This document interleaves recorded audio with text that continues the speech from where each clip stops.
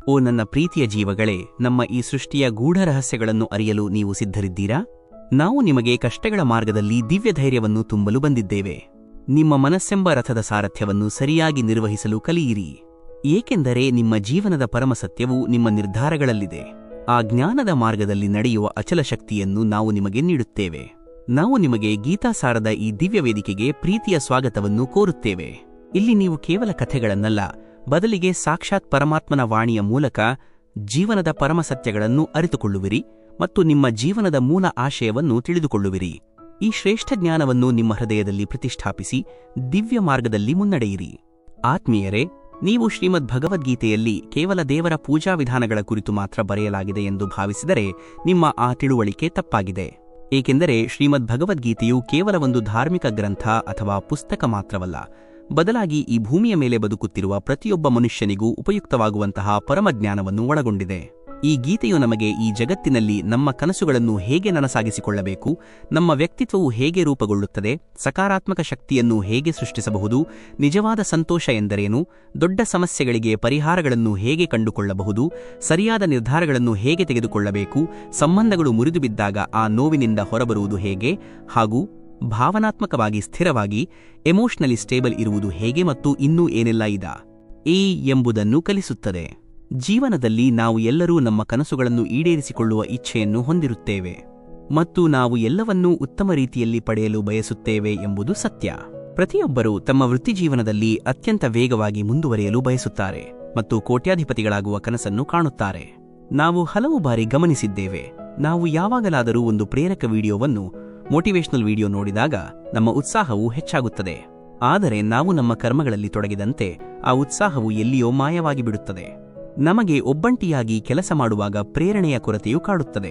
ಆದ್ದರಿಂದಲೇ ನಾವು ನಿಮಗೆ ಹೇಳುತ್ತಿದ್ದೇವೆ, ಈ ವಿಡಿಯೋ ಸ್ವಲ್ಪ ದೀರ್ಘವಾಗಬಹುದು, ಆದರೆ ಇದರಲ್ಲಿ ನೀಡಲಾದ ರಹಸ್ಯವನ್ನು ನಾವು ಅರಿತುಕೊಂಡರೆ ನಾವು ಬೇರೆ ಯಾವುದೇ ಪ್ರೇರಕ ವಿಡಿಯೋಗಳನ್ನು ಹುಡುಕುವ ಅವಶ್ಯಕತೆ ಇರುವುದಿಲ್ಲ ಮತ್ತು ಈ ಜ್ಞಾನವು ನಮ್ಮ ಜೀವನದಲ್ಲಿ ನಾವು ಸಾಧಿಸಬೇಕಾದ ಗುರಿಯ ಕಡೆಗೆ ಮುಂದುವರಿಯಲು ಸಹಾಯ ಮಾಡುತ್ತದೆ. ಆದರೆ ಈ ಜ್ಞಾನವನ್ನು ನಿಜವಾಗಿ ಅರ್ಥಮಾಡಿಕೊಳ್ಳಲು ನೀವು ದಯವಿಟ್ಟು ಗಮನವಿಟ್ಟು ಕುಳಿತು ಈ ವಿಡಿಯೋದ ಮಾತುಗಳನ್ನು ಕೇಳಲು ಮತ್ತು ಅರ್ಥಮಾಡಿಕೊಳ್ಳಲು ಸಮಯವನ್ನು ನೀಡಬೇಕಾಗುತ್ತದೆ. ಒಂದು ವೇಳೆ ನೀವು ಈ ವಿಡಿಯೋವನ್ನು ಮಧ್ಯದಲ್ಲಿಯೇ ಬಿಟ್ಟು ಹೋಗಲು ಬಯಸಿದರೆ ದಯವಿಟ್ಟು ಅದನ್ನು ಈಗಲೇ ನಿಲ್ಲಿಸಿಬಿಡಿ. ಏಕೆಂದರೆ ಅರ್ಧಂಬರ್ಧ ಜ್ಞಾನವು ಜ್ಞಾನವೇ ಇಲ್ಲದಿರುವುದಕ್ಕಿಂತಲೂ ಹೆಚ್ಚು ಅಪಾಯಕಾರಿಯಾಗಿರಬಹುದು. ಮತ್ತು ಸಾಕ್ಷಾತ್ ಶ್ರೀಕೃಷ್ಣ ಪರಮಾತ್ಮನು ಗೀತೆಯಲ್ಲಿ ಹೇಳಿರುವಂತೆ ನಾವು ಯಾರಿಗೂ ಬಲವಂತವಾಗಿ ಗುಪ್ತ ಜ್ಞಾನವನ್ನು ನೀಡಬಾರದು. ಆದ್ದರಿಂದ ನನ್ನ ಪ್ರೀತಿಯ ಆತ್ಮೀಯರೇ, ನಾವು ಈ ದಿವ್ಯ ಜ್ಞಾನದ ವಿಡಿಯೋವನ್ನು ಪ್ರಾರಂಭಿಸೋಣ. ಒಂದು ವಿಷಯ ನೆನಪಿರಲಿ, ಕುದಿಯುತ್ತಿರುವ ನೀರಿನಲ್ಲಿ ಎಂದಿಗೂ ಪ್ರತಿಬಿಂಬವು ಕಾಣಿಸುವುದಿಲ್ಲ. ಅದೇ ರೀತಿ ವಿಚಲಿತವಾದ ಮನಸ್ಸಿನಲ್ಲಿ ಯಾವುದೇ ಪರಿಹಾರಗಳು ಗೋಚರಿಸುವುದಿಲ್ಲ. ಶಾಂತಚಿತ್ತರಾಗಿ ನೋಡಿ, ನಿಮ್ಮ ಎಲ್ಲಾ ಸಮಸ್ಯೆಗಳ ಪರಿಹಾರವೂ ನಿಮಗೆ ದೊರೆಯುತ್ತದೆ. ನಮ್ಮ ಸಲಹೆಗಾರರು ಯಾರು ಎಂಬುದು ಜೀವನದಲ್ಲಿ ಅತ್ಯಂತ ಮಹತ್ವದ ವಿಚಾರ. ಏಕೆಂದರೆ ದುರ್ಯೋಧನನು ಶಕುನಿಯಿಂದ ಸಲಹೆ ಪಡೆದರೆ ಅರ್ಜುನನು ಸಾಕ್ಷಾತ್ ಶ್ರೀಕೃಷ್ಣನಿಂದ ಸಲಹೆ ಪಡೆಯುತ್ತಿದ್ದನು. ಒಂದು ಶ್ರೇಷ್ಠ ಜೀವನವನ್ನು ನಡೆಸುವುದಕ್ಕಾಗಿ ಪ್ರತಿಯೊಬ್ಬರಿಗೂ ಎಲ್ಲವೂ ಸಿಗಲು ಸಾಧ್ಯವಿಲ್ಲ ಎಂಬುದನ್ನು ನಾವು ಸ್ವೀಕರಿಸುವುದು ಬಹಳ ಮುಖ್ಯ. ನಿಮ್ಮ ಜೀವನದಲ್ಲಿ ನೀವು ಸಂತೋಷದಿಂದ ಇರಲು ಮತ್ತು ಯಶಸ್ವಿಯಾಗಲು ಬಯಸಿದರೆ ಈ 3 ವಿಷಯಗಳನ್ನು ಯಾವಾಗಲೂ ನಿಮ್ಮ ಮನಸ್ಸಿನಲ್ಲಿ ನೆನಪಿಡಿ. ಮೊದಲನೆಯದು, ಸಂತೋಷದಲ್ಲಿರುವಾಗ ನೀವು ಎಂದಿಗೂ ಯಾವುದೇ ವಚನವನ್ನು ನೀಡಬೇಡಿ. ಅಂದರೆ ನಾವು ತುಂಬಾ ಸಂತೋಷವಾಗಿರುವ ಸಮಯದಲ್ಲಿ ಯಾವುದಾದರೂ ಕೆಲಸವನ್ನು ಮಾಡುವುದಾಗಿ ಪ್ರಮಾಣ ಮಾಡಿಬಿಡುತ್ತೇವೆ. ನಾವು ಎಂದಿಗೂ ಅಂತಹ ಆಣೆಯನ್ನು ಮಾಡಬಾರದು, ಏಕೆಂದರೆ ಅತಿಯಾದ ಸಂತೋಷವು ನಮ್ಮ ಯೋಚನಾ ಶಕ್ತಿಯನ್ನು ಭ್ರಷ್ಟಗೊಳಿಸುತ್ತದೆ ಮತ್ತು ಇದೇ ಪ್ರಮಾಣವು ಪದೇ ಪದೇ ನಮ್ಮ ಕುತ್ತಿಗೆಯ ಪಾಶವಾಗುತ್ತದೆ ಮತ್ತು ನಾವು ನಮ್ಮದೇ ಆಣೆಯಲ್ಲಿ ಸಿಕ್ಕಿಹಾಕಿಕೊಳ್ಳುತ್ತೇವೆ. ಎರಡನೆಯದು, ನಮಗೆ ಯಾವಾಗ ಕೋಪ ಬಂದರೂ ನಾವು ಆ ಕೋಪವನ್ನು ತ್ಯಜಿಸುವುದು ಉತ್ತಮ. ಒಂದು ವೇಳೆ ನಾವು ಕೋಪವನ್ನು ತ್ಯಜಿಸಲು ಸಾಧ್ಯವಾಗದಿದ್ದರೆ ಆಗ ನಾವು ಮೌನವಾಗಿರುವುದು ಹೆಚ್ಚು ಸೂಕ್ತ. ಏಕೆಂದರೆ ಕೋಪದ ಸಮಯದಲ್ಲಿ ಆಡಿದ ಮಾತುಗಳು ನಮ್ಮದೇ ಭವಿಷ್ಯದ ಮುಳ್ಳುಗಳಾಗಿ ಪರಿಣಮಿಸುತ್ತವೆ. ಏಕೆಂದರೆ ಕೋಪದಲ್ಲಿ ನಾವು ಏನಾದರೊಂದು ಅನಗತ್ಯ ಮತ್ತು ಅಸಂಬದ್ಧ ಮಾತನ್ನು ಆಡಿಬಿಡುತ್ತೇವೆ ಮತ್ತು ಅದು ನಮಗೆ ಅರಿವಾಗುವುದಿಲ್ಲ. ಮೂರನೆಯ ಮತ್ತು ಅತ್ಯಂತ ಪ್ರಮುಖವಾದ ವಿಷಯವೇನೆಂದರೆ, ನಾವು ದುಃಖದಲ್ಲಿರುವಾಗ ಎಂದಿಗೂ ಯಾವುದೇ ನಿರ್ಧಾರವನ್ನು ಅಥವಾ ತೀರ್ಮಾನವನ್ನು ತೆಗೆದುಕೊಳ್ಳಬಾರದು. ಏಕೆಂದರೆ ದುಃಖವು ನಮ್ಮ ಯೋಚಿಸುವ ಮತ್ತು ಗ್ರಹಿಸುವ ಶಕ್ತಿಯನ್ನು ಮರೆಮಾಚುತ್ತದೆ. ದುಃಖವು ನಮ್ಮ ಆಲೋಚನೆ ಮತ್ತು ಗ್ರಹಿಕೆಯ ಸಾಮರ್ಥ್ಯಕ್ಕೆ ಅಡ್ಡಿಪಡಿಸುತ್ತದೆ ಮತ್ತು ನಾವು ಸರಿಯಾಗಿ ಯೋಚಿಸಲು ಸಾಧ್ಯವಿಲ್ಲದಿದ್ದಾಗ ನಿರ್ಧಾರವನ್ನು ತೆಗೆದುಕೊಳ್ಳುವುದು ಮೂರ್ಖತನಕ್ಕಿಂತ ಮತ್ತೇನೂ ಆಗಲಾರದು. ಆದ್ದರಿಂದ ದುಃಖಿತ ಮನಸ್ಸಿನಿಂದ ತೆಗೆದುಕೊಳ್ಳುವ ನಿರ್ಧಾರಗಳು ಯಾವಾಗಲೂ ನಮಗೆ ದುಃಖವನ್ನೇ ನೀಡುತ್ತವೆ. ಶ್ರೀಕೃಷ್ಣನು ಹೇಳುತ್ತಾನೆ, ಸಮಯದೊಂದಿಗೆ ಪರಿಸ್ಥಿತಿಗಳು ಸಹ ಬದಲಾಗುತ್ತವೆ. ಹಾಗಾಗಿ ಈ ಬದಲಾವಣೆಗೆ ಅನುಗುಣವಾಗಿ ನಾವು ನಮ್ಮನ್ನು ತಕ್ಷಣ ಬದಲಾಯಿಸಿಕೊಳ್ಳುವುದು ಬುದ್ಧಿವಂತಿಕೆಯಾಗಿದೆ. ಜ್ಞಾನವುಳ್ಳ ವ್ಯಕ್ತಿಯು ಕಾಮದ ಸುಖದಲ್ಲಿ ಎಂದಿಗೂ ಆನಂದವನ್ನು ಅನುಭವಿಸುವುದಿಲ್ಲ. ನಿಮ್ಮ ಎಲ್ಲಾ ಕರ್ತವ್ಯಗಳನ್ನು ಪೂರೈಸಿ ಮತ್ತು ನನ್ನ ಶರಣಿಗೆ ಬನ್ನಿ. ಯಾವುದು ವಾಸ್ತವವಲ್ಲವೋ ಅದಕ್ಕೆ ಎಂದಿಗೂ ಹೆದರಬೇಡಿ. ಯಾವ ವ್ಯಕ್ತಿಯು ಅನುಮಾನಿಸುತ್ತಾನೋ ಅವನಿಗೆ ಎಲ್ಲಿಯೂ ಸಂತೋಷವೂ ಸಿಗುವುದಿಲ್ಲ. ಹತಾಶರಾಗದಿರುವುದೇ ಯಶಸ್ಸಿಗೆ ಮೂಲವಾಗಿದೆ ಮತ್ತು ಇದೇ ಪರಮಸುಖವೂ ಆಗಿದೆ. ಉತ್ಸಾಹವು ಮನುಷ್ಯನನ್ನು ಕರ್ಮಗಳ ಕಡೆಗೆ ಪ್ರೇರೇಪಿಸುತ್ತದೆ ಮತ್ತು ಉತ್ಸಾಹವೇ ಆ ಕರ್ಮವನ್ನು ಯಶಸ್ವಿಗೊಳಿಸುತ್ತದೆ. ಜೀವನ ನಡೆಸಲು ಮೌನವು ಅವಶ್ಯಕ, ಆದರೆ ಯಾವಾಗ ಮರ್ಯಾದೆಯ ವಿಷಯ ಬರುತ್ತದೆಯೋ ಆಗ ಶಸ್ತ್ರವನ್ನು ಎತ್ತುವುದು ಅನಿವಾರ್ಯವಾಗುತ್ತದೆ. ಕಲಿಯುಗದಲ್ಲಿ ವೇದಗಳನ್ನು ತಿಳಿದಿರುವ ವ್ಯಕ್ತಿಗಳು ಉಳಿಯುವುದಿಲ್ಲ. ಆದ್ದರಿಂದ ಶ್ರೀಕೃಷ್ಣನು 4 ವೇದಗಳ ಸಂಕ್ಷಿಪ್ತ ವಿವರಣೆಯನ್ನು ಗೀತಾಜ್ಞಾನದ ರೂಪದಲ್ಲಿ 18 ಅಧ್ಯಾಯಗಳ 700 ಶ್ಲೋಕಗಳಲ್ಲಿ ನಮಗೆ ನೀಡಿದ್ದಾನೆ. ಪ್ರಾರ್ಥನೆಯಿಂದ ಪರಿಸ್ಥಿತಿಯು ಬದಲಾಗಲಿ ಅಥವಾ ಬದಲಾಗದಿರಲಿ, ಆದರೆ ಅದು ಮನುಷ್ಯನ ಚಾರಿತ್ರವನ್ನು ಖಂಡಿತವಾಗಿ ಬದಲಾಯಿಸುತ್ತದೆ. ಕೆಟ್ಟತನವು ದೊಡ್ಡದಿರಲಿ ಅಥವಾ ಸಣ್ಣದಿರಲಿ, ಅದು ಯಾವಾಗಲೂ ವಿನಾಶಕ್ಕೆ ಕಾರಣವಾಗುತ್ತದೆ. ಏಕೆಂದರೆ ದೋಣಿಯಲ್ಲಿನ ತೂತು ಚಿಕ್ಕದಿದ್ದರೂ ಅಥವಾ ದೊಡ್ಡದಿದ್ದರೂ ಅದು ದೋಣಿಯನ್ನು ಮುಳುಗಿಸಿಬಿಡುತ್ತದೆ. ಶ್ರೀಕೃಷ್ಣನು ಹೇಳುತ್ತಾನೆ, ಸಮಯಕ್ಕೆ ತಕ್ಕಂತೆ ತಮ್ಮ ಸ್ವಭಾವವನ್ನು ಬದಲಾಯಿಸುವ ವ್ಯಕ್ತಿಯನ್ನು ನಾವು ಎಂದಿಗೂ ನಂಬಬಾರದು. ನಿಮ್ಮ ಆಲೋಚನೆ ಮತ್ತು ನಿಮ್ಮ ಉದ್ದೇಶ ಉತ್ತಮವಾಗಿರಲಿ, ಆಗ ನಿಮ್ಮ ಕಷ್ಟಗಳನ್ನು ಪರಮಾತ್ಮನೇ ಸ್ವತಃ ದೂರ ಮಾಡುತ್ತಾನೆ. ಸಮಯವು ಬದಲಾದಾಗ ಅದು ಎಲ್ಲವನ್ನೂ ಬದಲಾಯಿಸಿಬಿಡುತ್ತದೆ. ಆದ್ದರಿಂದ ಒಳ್ಳೆಯ ಸಮಯದಲ್ಲಿ ಎಂದಿಗೂ ಅಹಂಕಾರವನ್ನು ಇಟ್ಟುಕೊಳ್ಳಬೇಡಿ ಮತ್ತು ಕೆಟ್ಟ ಸಮಯದಲ್ಲಿ ಸಹನೆಯನ್ನು ಬಿಡಬೇಡಿ. ದೇವರು ನಿಮ್ಮನ್ನು ಎಷ್ಟು ಸಮಯ ಕಾಯಿಸುತ್ತಿದ್ದಾನೋ, ಸಮಯ ಬಂದಾಗ ಅವನು ನಿಮಗೆ ಎಷ್ಟು ನೀಡುತ್ತಾನೆಂದರೆ ಅದನ್ನು ನೀವು ನಿಭಾಯಿಸಲು ಸಹ ಸಾಧ್ಯವಾಗುವುದಿಲ್ಲ. ನೀವು ಹಿಂದಕ್ಕೆ ಹೋಗಿ ಆರಂಭವನ್ನು ಬದಲಾಯಿಸಲು ಸಾಧ್ಯವಿಲ್ಲ, ಆದರೆ ನೀವು ಈಗ ಎಲ್ಲಿದ್ದೀರೋ ಅಲ್ಲಿಂದಲೇ ಪ್ರಾರಂಭಿಸಿ ಅಂತ್ಯವನ್ನು ಬದಲಿಸಬಹುದು. ನಿಮ್ಮ ಮನಸ್ಸನ್ನು ಉತ್ತಮ ಕಾರ್ಯಗಳನ್ನು ಮಾಡಲು ತೊಡಗಿಸಿಕೊಳ್ಳಿ ಮತ್ತು ಅದನ್ನು ಪದೇ ಪದೇ ಮಾಡುತ್ತಾ ಇರಿ. ಆಗ ನೀವು ಸಂತೋಷದಿಂದ ತುಂಬಿರುವುದನ್ನು ನೋಡುವಿರಿ. ನಿಮ್ಮ ಮೇಲೆ ನಿಮಗೆ ಸಂಪೂರ್ಣ ನಿಯಂತ್ರಣವಿದ್ದರೆ ನೀವು ಅಂತಹ ಸಾಮರ್ಥ್ಯವನ್ನು ಸಾಧಿಸುವಿರಿ. ಅದನ್ನು ಅತ್ಯಂತ ಕಡಿಮೆ ಜನರು ಮಾತ್ರ ಸಾಧಿಸಲು ಸಾಧ್ಯವಾಗುತ್ತದೆ.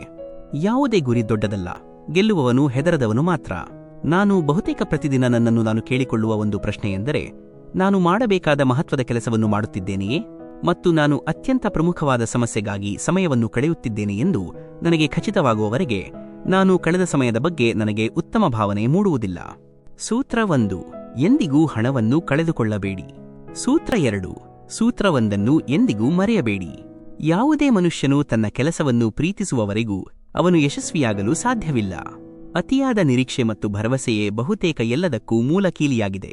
ನಾನು ಯಾವ ಕೆಲಸಕ್ಕೆ ಸಂಪೂರ್ಣವಾಗಿ ಸಿದ್ಧನಾಗಿರಲಿಲ್ಲವೋ ಆ ಕೆಲಸವನ್ನೇ ಯಾವಾಗಲೂ ಮಾಡಿದ್ದೇನೆ ಮತ್ತು ಹೀಗೆಯೇ ನೀವು ಮುಂದುವರಿಯುತ್ತೀರಿ ಎಂದು ನಾವು ನಂಬುತ್ತೇವೆ. ಜೀವನದಲ್ಲಿ ಯಾವಾಗ ಅತ್ಯುತ್ತಮ ಅವಕಾಶಗಳು ಬರುತ್ತವೆಯೋ ಆಗ ನಾನು ಇದನ್ನು ಮಾಡಲು ಸಾಧ್ಯವಾಗುತ್ತದೆಯೇ ಎಂದು ನನಗೆ ಪೂರ್ಣ ವಿಶ್ವಾಸವಿರುವುದಿಲ್ಲ. ಇಂತಹ ಸಮಯದಲ್ಲಿಯೇ ನಾವು ನಮ್ಮ ಮೇಲೆ ವಿಶ್ವಾಸವನ್ನು ಮೂಡಿಸುತ್ತೇವೆ ಮತ್ತು ಬಲಶಾಲಿಗಳಾಗುತ್ತೇವೆ ಮತ್ತು ಈ ರೀತಿಯಾಗಿಯೇ ನಮಗೆ ಹೊಸ ದಾರಿಯು ಕಾಣುತ್ತದೆ. ಮತ್ತು ಕೆಲವು ಬಾರಿ ಏನೋ ಒಂದು ಮಹತ್ತರವಾದದ್ದು ಸಂಭವಿಸಲಿದೆ ಎಂದು ಭಾಸವಾಗುತ್ತದೆ ಮತ್ತು ನೀವು ನಿಮ್ಮ ಬಗ್ಗೆ ಬಹಳಷ್ಟು ತಿಳಿದುಕೊಳ್ಳಲು ಪ್ರಾರಂಭಿಸುತ್ತೀರಿ. ಯಶಸ್ವಿಯಾಗಲು ನೀವು ಅತ್ಯಂತ ಗುಣವಂತರಾಗಲು, ದಿವ್ಯರಾಗಲು ಅಥವಾ ಬಹಳಷ್ಟು ಓದಿರುವವರಾಗಲು ಅಗತ್ಯವಿಲ್ಲ. ನಿಮಗೆ ಕೇವಲ ಒಂದು ನಿರ್ದಿಷ್ಟ ರಚನೆ ಮತ್ತು ಕನಸು ಮಾತ್ರ ಬೇಕಾಗುತ್ತದೆ. ನಾವು ನಿಜವಾಗಿಯೂ ನಮ್ಮೊಂದಿಗೆ ನಾವೇ ಸ್ಪರ್ಧಿಸುತ್ತಿದ್ದೇವೆ, ಏಕೆಂದರೆ ಇತರ ಜನರು ಹೇಗೆ ಕಾರ್ಯನಿರ್ವಹಿಸುತ್ತಿದ್ದಾರೆ ಎಂಬುದರ ಮೇಲೆ ನಮ್ಮ ಯಾವುದೇ ಅಧಿಪತ್ಯವಿಲ್ಲ. ನಾನು ಮೊದಲಿನಿಂದಲೂ ದೊಡ್ಡ ಅದೃಷ್ಟಶಾಲಿಯಾಗಿದ್ದೆ. ನೀವು ಮೂಲಭೂತವಾಗಿ ಒಳ್ಳೆಯವರಾಗಿದ್ದರೆ ಮತ್ತು ನೀವು ಯಾರೊಂದಿಗೂ ಕೆಟ್ಟದಾಗಿ ನಡೆದುಕೊಳ್ಳದಿದ್ದರೆ ಜನರು ಖಂಡಿತವಾಗಿಯೂ ನಿಮಗೆ ಮನ್ನಣೆಯನ್ನು ನೀಡುತ್ತಾರೆ ಎಂಬುದನ್ನು ನಾವು ಕಂಡುಕೊಂಡಿದ್ದೇವೆ. ಏಕೆಂದರೆ ನೀವೇ ಆಗಿರುವುದು ಸ್ವಯಂ ಬನೆ ರೆಹನ ಪ್ರಾಮಾಣಿಕತೆಯಾಗಿರುವುದು ಮತ್ತು ಜನರು ಅದನ್ನೇ ನೋಡಲು ಇಷ್ಟಪಡುತ್ತಾರೆ. ಜೀವನವು ಕ್ಷಣಭಂಗುರವಾಗಿದೆ. ನಮ್ಮ ನಾಳೆಯ ಬಗ್ಗೆ ಯಾವುದೇ ಭರವಸೆ ಇಲ್ಲ. ಆದ್ದರಿಂದ ನಮ್ಮ ಬಳಿ ಏನಿರುವುದೋ ಅದನ್ನು ಇಂದೇ ನಾವು ಬಳಸಿಕೊಳ್ಳಬೇಕು. ನೀವು ಜಗತ್ತನ್ನು ಬದಲಾಯಿಸುತ್ತಿದ್ದರೆ ನೀವು ಮಹತ್ವದ ವಿಷಯಗಳ ಮೇಲೆ ಕೆಲಸ ಮಾಡುತ್ತಿದ್ದೀರಿ ಎಂದರ್ಥ ಮತ್ತು ಬೆಳಿಗ್ಗೆ ಏಳುತ್ತಿದ್ದಂತೆ ನಿಮಗೆ ಒಂದು ಉತ್ಸಾಹವು ಉಂಟಾಗುತ್ತದೆ. ನೀವು ಯಾವಾಗ ಹೊಸದನ್ನು ಮಾಡುತ್ತೀರೋ ಆಗ ಟೀಕೆಗಳನ್ನು, ಆಲೋಚನೆಗಳನ್ನು ಕೇಳಲು ನಿಮ್ಮನ್ನು ನೀವು ಸಿದ್ಧಗೊಳಿಸಿಕೊಳ್ಳಿ. ಯಾವುದೇ ಕೆಲಸವನ್ನು ಮಾಡಲು ನಿಮ್ಮ ಉತ್ಸಾಹವನ್ನು ಕಂಡುಕೊಳ್ಳಿ ಮತ್ತು ಆಗ ಆ ಕೆಲಸವು ನಿಮಗೆ ಎಂದಿಗೂ ಕೆಲಸದಂತೆ ಭಾಸವಾಗುವುದಿಲ್ಲ. ಪ್ರಶ್ನೆಯೆಂದರೆ ಆರಂಭಿಸುವುದು ಹೇಗೆ ಎಂಬುದಲ್ಲ, ಪ್ರಶ್ನೆಯೆಂದರೆ ಜನರ ದೃಷ್ಟಿಯಲ್ಲಿ ಹೇಗೆ ಕಾಣಿಸಿಕೊಳ್ಳುವುದು ಎಂಬುದು. ಉತ್ಸಾಹವಿಲ್ಲದೆ ಶಕ್ತಿಯೂ ಉಳಿಯುವುದಿಲ್ಲ ಮತ್ತು ಶಕ್ತಿಯಿಲ್ಲದೆ ನಿಮ್ಮ ಬಳಿ ಏನೂ ಇರುವುದಿಲ್ಲ. ಸೃಜನಶೀಲತೆ ಮತ್ತು ನಾವೀನ್ಯತೆ, ನವೀನತೆ ಯಾವುದೇ ಕಂಪನಿಯ ಆತ್ಮ ಮತ್ತು ಪ್ರಾಣವಾಗಿರುತ್ತದೆ. ನೀವು ಅತ್ಯಂತ ಸಕ್ರಿಯರಾಗಿ ಮತ್ತು ಮುಕ್ತ ವಿಚಾರವುಳ್ಳವರಾಗಿರಬೇಕು. ನಿಮ್ಮ ಯಶಸ್ಸು ನೀವು ನಿಮ್ಮನ್ನು ಹೇಗೆ ರೂಪಿಸಿಕೊಳ್ಳುತ್ತೀರಿ ಎಂಬುದರ ಮೇಲೆ ಅವಲಂಬಿತವಾಗಿರುತ್ತದೆ. ವೈಫಲ್ಯವು ನಿಮಗೆ ಹೆಚ್ಚಿನ ಆತ್ಮವಿಶ್ವಾಸವನ್ನು ನೀಡುತ್ತದೆ. ನಾಯಕರು ಜನರ ಮುಂದೆ ಬರುತ್ತಾರೆ ಮತ್ತು ಮಾನದಂಡಗಳನ್ನು ಎತ್ತಿ ಹಿಡಿದು ಅಲ್ಲಿಯೇ ಇರುತ್ತಾರೆ. ಮತ್ತು ಅವರು ಈ ಮಾನದಂಡಗಳಿಂದಲೇ ತಮ್ಮನ್ನು ಪರೀಕ್ಷಿಸಿಕೊಳ್ಳಲು ಇಷ್ಟಪಡುತ್ತಾರೆ. ಮಹಾನ್ ಕಂಪನಿಗಳ ಕಾರ್ಯವೈಖರಿಯು ಮೊದಲು ಅವರ ಮಹಾನ್ ನಾಯಕರಿಂದಲೇ ಪ್ರಾರಂಭವಾಗುತ್ತದೆ. ನಿರಾಶಾವಾದಿಗಳು ಕೊನೆಯಲ್ಲಿ ಸರಿಯಿರಬಹುದು, ಆದರೆ ಆಶಾವಾದಿಯ ಬಳಿ ಅಲ್ಲಿಗೆ ತಲುಪಲು ಉತ್ತಮ ಸಮಯವಿರುತ್ತದೆ. ಯಾವ ಸಂಬಂಧವು ನಿಮ್ಮ ಸ್ವಾಭಿಮಾನವನ್ನು ಕಿತ್ತುಕೊಳ್ಳುತ್ತದೆಯೋ ಆ ಸಂಬಂಧವು ಸಂಬಂಧವಲ್ಲ, ಅದು ಉಸಿರುಗಟ್ಟುವಿಕೆ. ಯಾವ ಪ್ರೀತಿಯಲ್ಲಿ ಗೌರವ ಇರುವುದಿಲ್ಲವೋ ಆ ಪ್ರೀತಿಯು ಪ್ರೀತಿಯಲ್ಲ, ಅದು ಒಂದು ಚುಚ್ಚುವ ಅನುಭವ. ಯಾವುದೇ ಕೆಲಸವನ್ನು ಮಾಡುವ ಮೊದಲು ಅದು ಕಷ್ಟಕರವಾಗಿ ತೋರುತ್ತದೆ, ಆದರೆ ಒಮ್ಮೆ ಅದನ್ನು ಮಾಡಿ ಮುಗಿಸಿದ ನಂತರ ಯಾವುದೂ ಕಷ್ಟಕರವಾಗಿ ಉಳಿಯುವುದಿಲ್ಲ. ಜನರು ತಮ್ಮ ಉದ್ದೇಶವು ಪೂರ್ಣಗೊಳ್ಳುವವರೆಗೆ ಮಾತ್ರ ನಿಮ್ಮೊಂದಿಗೆ ಇರುತ್ತಾರೆ. ಕತ್ತಿಗಳ ಗಾಯಗಳು ಕಾಲಾನಂತರದಲ್ಲಿ ಮಾಯವಾಗಬಹುದು, ಆದರೆ ಮಾತುಗಳ ಗಾಯಗಳು ಯಾವಾಗಲೂ ನೆನಪಿನಲ್ಲಿ ಉಳಿಯುತ್ತವೆ. ಈ ಮೌನಗಳು ಈಗ ಉತ್ತಮವೆಂದು ಅನಿಸುತ್ತಿದೆ, ಏಕೆಂದರೆ ಪ್ರತಿಯೊಬ್ಬರಿಗೂ ಉತ್ತರಿಸುವ ಸರಣಿಯೇ ಈಗ ಅಂತ್ಯವಾಗಿದೆ. ಒಡೆದರೆ ಅದು ಬಹಳ ಚುಚ್ಚುತ್ತದೆ, ಅದು ಗಾಜಾಗಿರಲಿ, ಕನಸಾಗಿರಲಿ, ಸಂಬಂಧಗಳಾಗಿರಲಿ ಅಥವಾ ಹೃದಯವಾಗಿರಲಿ. ಜೀವನದಲ್ಲಿ ಸಂತೋಷದಿಂದ ಇರಬೇಕಾದರೆ ನಿಮ್ಮ ನೋವನ್ನು ಮರೆಮಾಚುವುದನ್ನು ಕಲಿಯಿರಿ. ನಿಮ್ಮ ಮನಸ್ಸಿನ ಮಾತುಗಳನ್ನು ಪ್ರತಿಯೊಬ್ಬರಿಗೂ ಹೇಳುವುದನ್ನು ಬಿಟ್ಟುಬಿಡಿ. ಹಣವು ಕೇವಲ ಒಂದೇ ಭಾಷೆಯನ್ನು ಮಾತನಾಡುತ್ತದೆ. ಇಂದು ನೀವು ನನ್ನನ್ನು ಉಳಿಸಿದರೆ ನಾಳೆ ನಾನು ನಿಮ್ಮನ್ನು ಉಳಿಸುತ್ತೇನೆ. ಜೀವನದ ಅತಿ ದೊಡ್ಡ ಗುರು ಸಮಯ, ಏಕೆಂದರೆ ಸಮಯವು ಏನು ಕಲಿಸುತ್ತದೆಯೋ ಅದನ್ನು ಬೇರೆ ಯಾರೂ ಕಲಿಸಲು ಸಾಧ್ಯವಿಲ್ಲ. ಮತ್ತೆ ಪ್ರಯತ್ನ ಮಾಡಲು ಹೆದರಬೇಡಿ, ಏಕೆಂದರೆ ಈ ಬಾರಿ ನೀವು ಶೂನ್ಯದಿಂದ ಪ್ರಾರಂಭಿಸುವುದಿಲ್ಲ, ಅನುಭವದಿಂದ ಪ್ರಾರಂಭಿಸುವಿರಿ. ಸಂಸಾರದಲ್ಲಿ ಮನುಷ್ಯನು ಮಾತ್ರ ಒಂದು ಪ್ರಾಣಿಯಾಗಿದ್ದು ಅವನ ವಿಷವು ಅವನ ಮಾತುಗಳಲ್ಲಿ ಇರುತ್ತದೆ. ಕೆಲವೊಮ್ಮೆ ನಾವು ತಪ್ಪು ಮಾಡದಿರಬಹುದು, ಆದರೆ ನಾವು ನಮ್ಮನ್ನು ಸರಿ ಎಂದು ಸಾಬೀತುಪಡಿಸಲು ಬೇಕಾದ ಸರಿಯಾದ ಪದಗಳು ನಮ್ಮ ಬಳಿ ಇರುವುದಿಲ್ಲ. ಜನರಿಗೆ ಸಮಯವನ್ನು ನೀಡುತ್ತಾ ಹೋದರೆ ಸಂಬಂಧವು ತಾನಾಗಿಯೇ ಬಲಗೊಳ್ಳುತ್ತದೆ. ಚಿಕ್ಕ ಚಿಕ್ಕ ವಿಷಯಗಳನ್ನು ಮನಸ್ಸಿನಲ್ಲಿ ಇಟ್ಟುಕೊಳ್ಳುವುದರಿಂದ ದೊಡ್ಡ ದೊಡ್ಡ ಸಂಬಂಧಗಳು ಸಹ ದುರ್ಬಲಗೊಳ್ಳುತ್ತವೆ. ನಿಮ್ಮ ಬಳಿ ಹಣ ಇರುವವರೆಗೂ ಜಗತ್ತು ನಿಮ್ಮನ್ನು ಕೇಳುತ್ತದೆ, ಸಹೋದರ, ನೀವು ಹೇಗಿದ್ದೀರಿ ಎಂದು. ಯಾರು ನೋವನ್ನು ಅರ್ಥಮಾಡಿಕೊಳ್ಳುತ್ತಾರೆಯೋ ಆ ಜನರು ಎಂದಿಗೂ ನೋವಿಗೆ ಕಾರಣರಾಗುವುದಿಲ್ಲ. ಒಂದು ಕಾಲದಲ್ಲಿ ಜನರು ಇತರರ ಪಾದಗಳಿಂದ ಮುಳ್ಳುಗಳನ್ನು ತೆಗೆಯುತ್ತಿದ್ದರು, ಆದರೆ ಈಗ ಒಬ್ಬರಿಗೊಬ್ಬರು ದಾರಿಗಳಲ್ಲಿ ಮುಳ್ಳುಗಳನ್ನು ಹಾಸಲು ಪ್ರಾರಂಭಿಸಿದ್ದಾರೆ. ಜೀವನದಲ್ಲಿ ಸಂತೋಷವಾಗಿರಬೇಕಾದರೆ ನೀವು ಮೌನವಾಗಿರುವುದನ್ನು ಕಲಿಯಿರಿ, ಏಕೆಂದರೆ ಸಂತೋಷಕ್ಕೆ ಗದ್ದಲವು ಇಷ್ಟವಿಲ್ಲ. ಈ ಜಗತ್ತಿಗೆ ಯಾವುದೇ ಬಣ್ಣವಿಲ್ಲ, ಯಾವುದೇ ರೀತಿಯಿಲ್ಲ. ನಿಮ್ಮ ಬಳಿ ಹಣವಿದ್ದರೆ ಎಲ್ಲವೂ ಇದೆ, ಇಲ್ಲದಿದ್ದರೆ ಯಾವುದೇ ನಾಚಿಕೆಯಿಲ್ಲ. ಲೆಕ್ಕ ಇಟ್ಟುಕೊಳ್ಳಿ, ಏಕೆಂದರೆ ಇತ್ತೀಚೆಗೆ ಜನರು ನೀವು ನನಗಾಗಿ ಏನು ಮಾಡಿದ್ದೀರಿ ಎಂದು ಬೇಗನೆ ಕೇಳುತ್ತಾರೆ. ಆ ವ್ಯಕ್ತಿ ಒಳ್ಳೆಯವನಾಗಿದ್ದ ಎಂದು ಕೇಳಲು ನೀವು ಸಾಯಬೇಕಾಗುತ್ತದೆ. ಇದೇ ಜೀವನದ ಕಹಿ ಸತ್ಯ. ನಿಮ್ಮ ಅಮೂಲ್ಯ ಸಮಯವನ್ನು ಯಾವಾಗಲೂ ನಿಮ್ಮೊಂದಿಗೆ ಕಳೆಯಿರಿ. ನೀವು ಏನಾದರೂ ದೊಡ್ಡದನ್ನು ಮಾಡಲು ಬಯಸಿದರೆ ದೊಡ್ಡ ಜನರಂತೆ ಯೋಚಿಸಿ. ಯಾರಿಗಾದರೂ ಕ್ಷಮಿಸುವುದು ಮತ್ತು ಯಾರಿಂದಲಾದರೂ ಕ್ಷಮೆ ಕೇಳುವುದು ಒಂದು ಶಕ್ತಿ, ದೌರ್ಬಲ್ಯವಲ್ಲ. ಊಸರವಳ್ಳಿ ಅಪಾಯವನ್ನು ನೋಡಿ ಬಣ್ಣ ಬದಲಾಯಿಸುತ್ತದೆ, ಮತ್ತು ಮನುಷ್ಯನು ಅವಕಾಶವನ್ನು ನೋಡಿ ಬಣ್ಣ ಬದಲಾಯಿಸುತ್ತಾನೆ. ಹೊಸಬರು ಸಿಕ್ಕಾಗ ಹಳೆಯ ಸಂಬಂಧಗಳು ಇಲ್ಲ ಎನ್ನುವಂತೆ ಕೊನೆಗೊಳ್ಳುತ್ತವೆ. ಒಂದು ವೇಳೆ ಬಾಗುವುದರಿಂದ ಸಂಬಂಧವು ಆಳವಾಗುವುದಾದರೆ ಬಾಗಿಬಿಡಿ, ಆದರೆ ಪ್ರತಿ ಬಾರಿಯೂ ನೀವು ಮಾತ್ರ ಬಾಗಬೇಕಾದರೆ ಅಲ್ಲಿ ನಿಂತುಬಿಡಿ. ಕೆಟ್ಟ ಸಮಯದ ಕೇವಲ ಒಂದೇ ಪ್ರಯೋಜನವಿದೆ, ಅದು ನಿಮ್ಮ ಜೀವನದಿಂದ ಇಷ್ಟಪಡದ ಜನರನ್ನು ತಾನಾಗಿಯೇ ಹೊರಹಾಕುತ್ತದೆ. ಸಮಯವು ಚೆನ್ನಾಗಿದ್ದರೆ ನಿಮ್ಮ ತಪ್ಪೂ ಸಹ ತಮಾಷೆಯಂತೆ ಕಾಣುತ್ತದೆ, ಮತ್ತು ಸಮಯವು ಕೆಟ್ಟದಾಗಿದ್ದರೆ ತಮಾಷೆಯು ತಪ್ಪಾಗಿ ಪರಿಣಮಿಸುತ್ತದೆ. ಕಷ್ಟದ ಸಮಯದಲ್ಲಿ ಜೊತೆಯನ್ನು ಬಿಟ್ಟು ಹೋಗುವವನು ಎಷ್ಟೇ ನಿಮ್ಮವನಾಗಿದ್ದರೂ ಮನಸ್ಸಿನಿಂದ ದೂರ ಸರಿಯುತ್ತಾನೆ. ದೊಡ್ಡ ಮನುಷ್ಯನಾಗುವುದು ಒಳ್ಳೆಯ ವಿಷಯ, ಆದರೆ ಒಳ್ಳೆಯ ಮನುಷ್ಯನಾಗುವುದು ಅದಕ್ಕಿಂತಲೂ ದೊಡ್ಡ ವಿಷಯ. ಕಾಲಿನ ಪೆಟ್ಟು ಮತ್ತು ಸಣ್ಣ ಯೋಚನೆ ಮನುಷ್ಯನನ್ನು ಎಂದಿಗೂ ಮುಂದೆ ಹೋಗಲು ಬಿಡುವುದಿಲ್ಲ. ಬೀಳುವುದು ಸಹ ಅವಶ್ಯಕ, ಏಕೆಂದರೆ ಇದರಿಂದ ಕೈ ಹಿಡಿಯುವವರು ಎಷ್ಟು ಜನರಿದ್ದಾರೆ ಮತ್ತು ಜೊತೆಯನ್ನು ಬಿಡುವವರು ಎಷ್ಟು ಜನರಿದ್ದಾರೆ ಎಂದು ತಿಳಿದು ಹೋಗುತ್ತದೆ. ನಿಮ್ಮ ಉದ್ದೇಶ ಉತ್ತಮವಾಗಿದ್ದರೆ ನಿಮ್ಮ ಅದೃಷ್ಟವು ಎಂದಿಗೂ ಕೆಟ್ಟದಾಗಿರುವುದಿಲ್ಲ. ಕೆಟ್ಟ ಉದ್ದೇಶ ಮತ್ತು ಸುಳ್ಳು ಹರಿಗನನ್ನಾಗಿ ಮಾಡುತ್ತದೆ. ಜನರು ಹಣದಿಂದ ಎಲ್ಲವನ್ನೂ ಖರೀದಿಸಬಹುದು ಎಂದು ಹೇಳುತ್ತಾರೆ, ಆದರೆ ನಾವು ಹೇಳುತ್ತೇವೆ, ಹಣದಿಂದ ಮುರಿದು ಹೋದ ವಿಶ್ವಾಸವನ್ನು ಯಾರಾದರೂ ಖರೀದಿಸಿ ತೋರಿಸಲಿ. ನಿದ್ರೆಯೂ ಸಹ ಎಂತಹ ಅದ್ಭುತವಾದ ವಿಷಯ. ಅದು ಬಂದರೆ ಎಲ್ಲವನ್ನೂ ಮರೆಸಿಬಿಡುತ್ತದೆ ಮತ್ತು ಬರದಿದ್ದರೆ ಎಲ್ಲವನ್ನೂ ನೆನಪಿಸುತ್ತದೆ. ಜಗತ್ತಿನಲ್ಲಿ ಅತ್ಯಂತ ಸುಲಭವಾದ ಕೆಲಸವೆಂದರೆ ನಂಬಿಕೆಯನ್ನು ಕಳೆದುಕೊಳ್ಳುವುದು.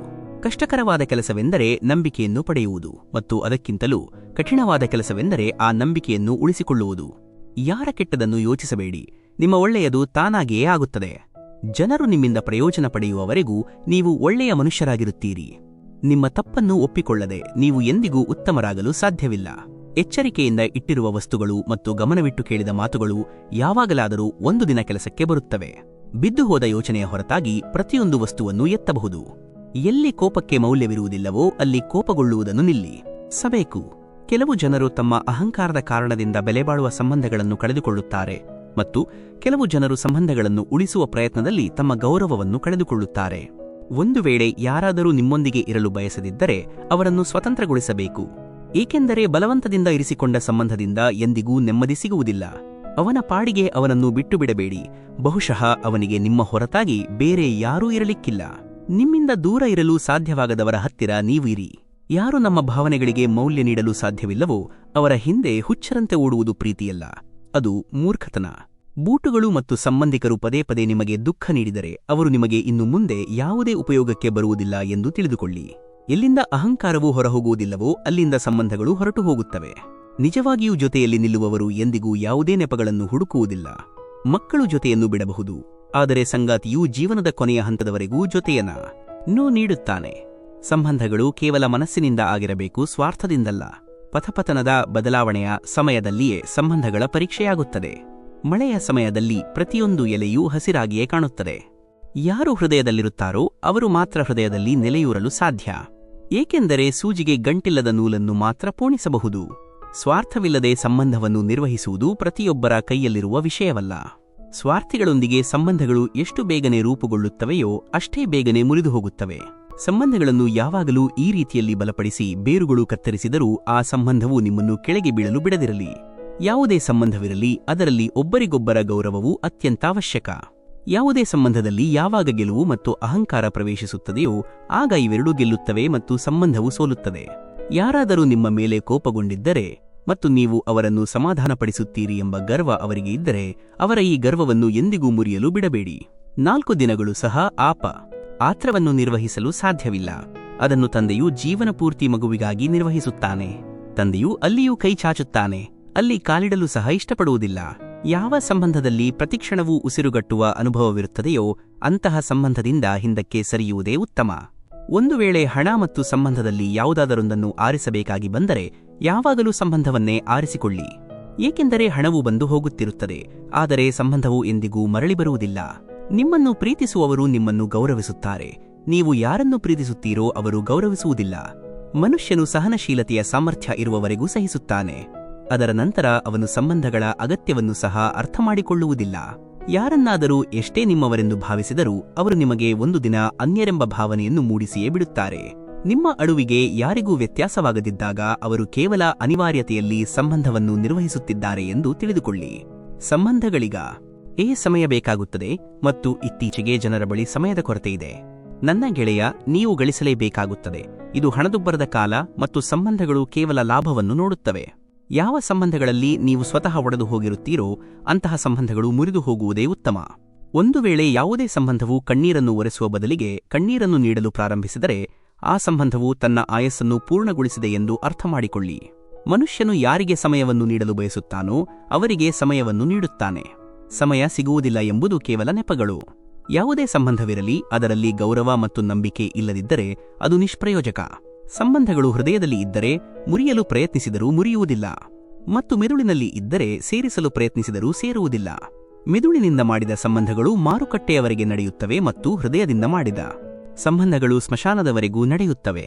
ಬದಲಾದ ವಸ್ತುಗಳು ಚೆನ್ನಾಗಿ ಕಾಣಿಸಬಹುದು, ಆದರೆ ಬದಲಾಗುತ್ತಿರುವ ನಿಮ್ಮವರು ಎಂದಿಗೂ ಚೆನ್ನಾಗಿ ಕಾಣುವುದಿಲ್ಲ.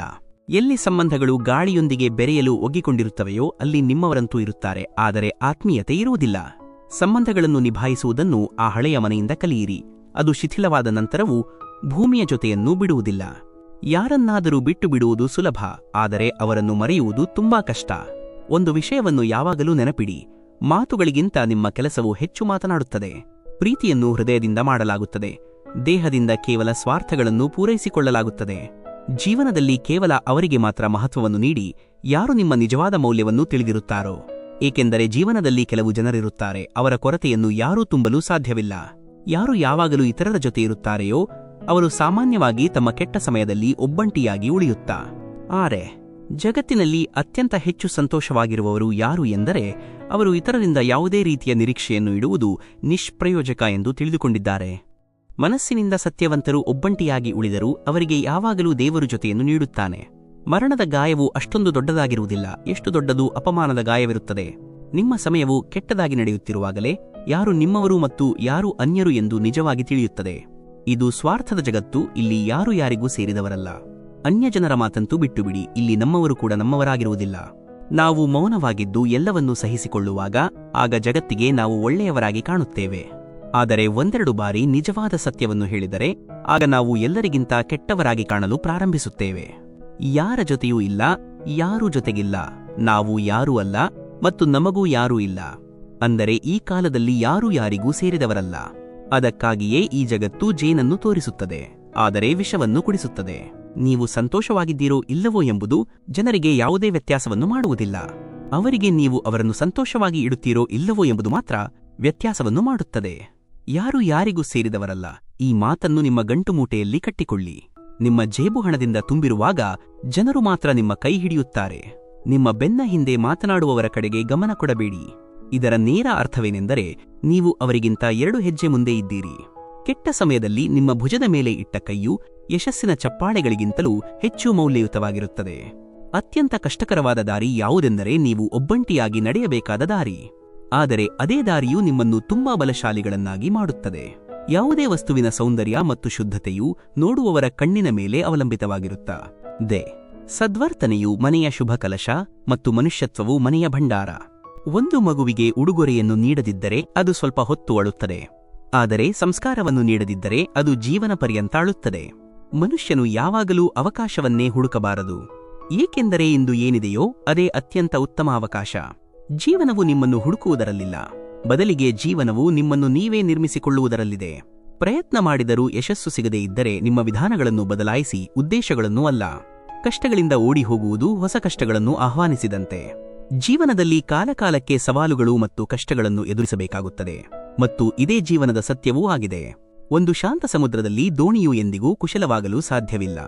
ಉತ್ತಮ ಸಂಬಂಧಗಳು ಸಹ ಮುರಿದು ಹೋಗುತ್ತವೆ, ಏಕೆಂದರೆ ನಾವು ಪ್ರತಿದಿನ ಏನಾದರೂ ಕೆಟ್ಟದ್ದನ್ನು ನೆನಪಿಸಿಕೊಳ್ಳುತ್ತೇವೆ ಮತ್ತು ಒಳ್ಳೆಯದನ್ನು ಮರೆತು ಬಿಡುತ್ತೇವೆ.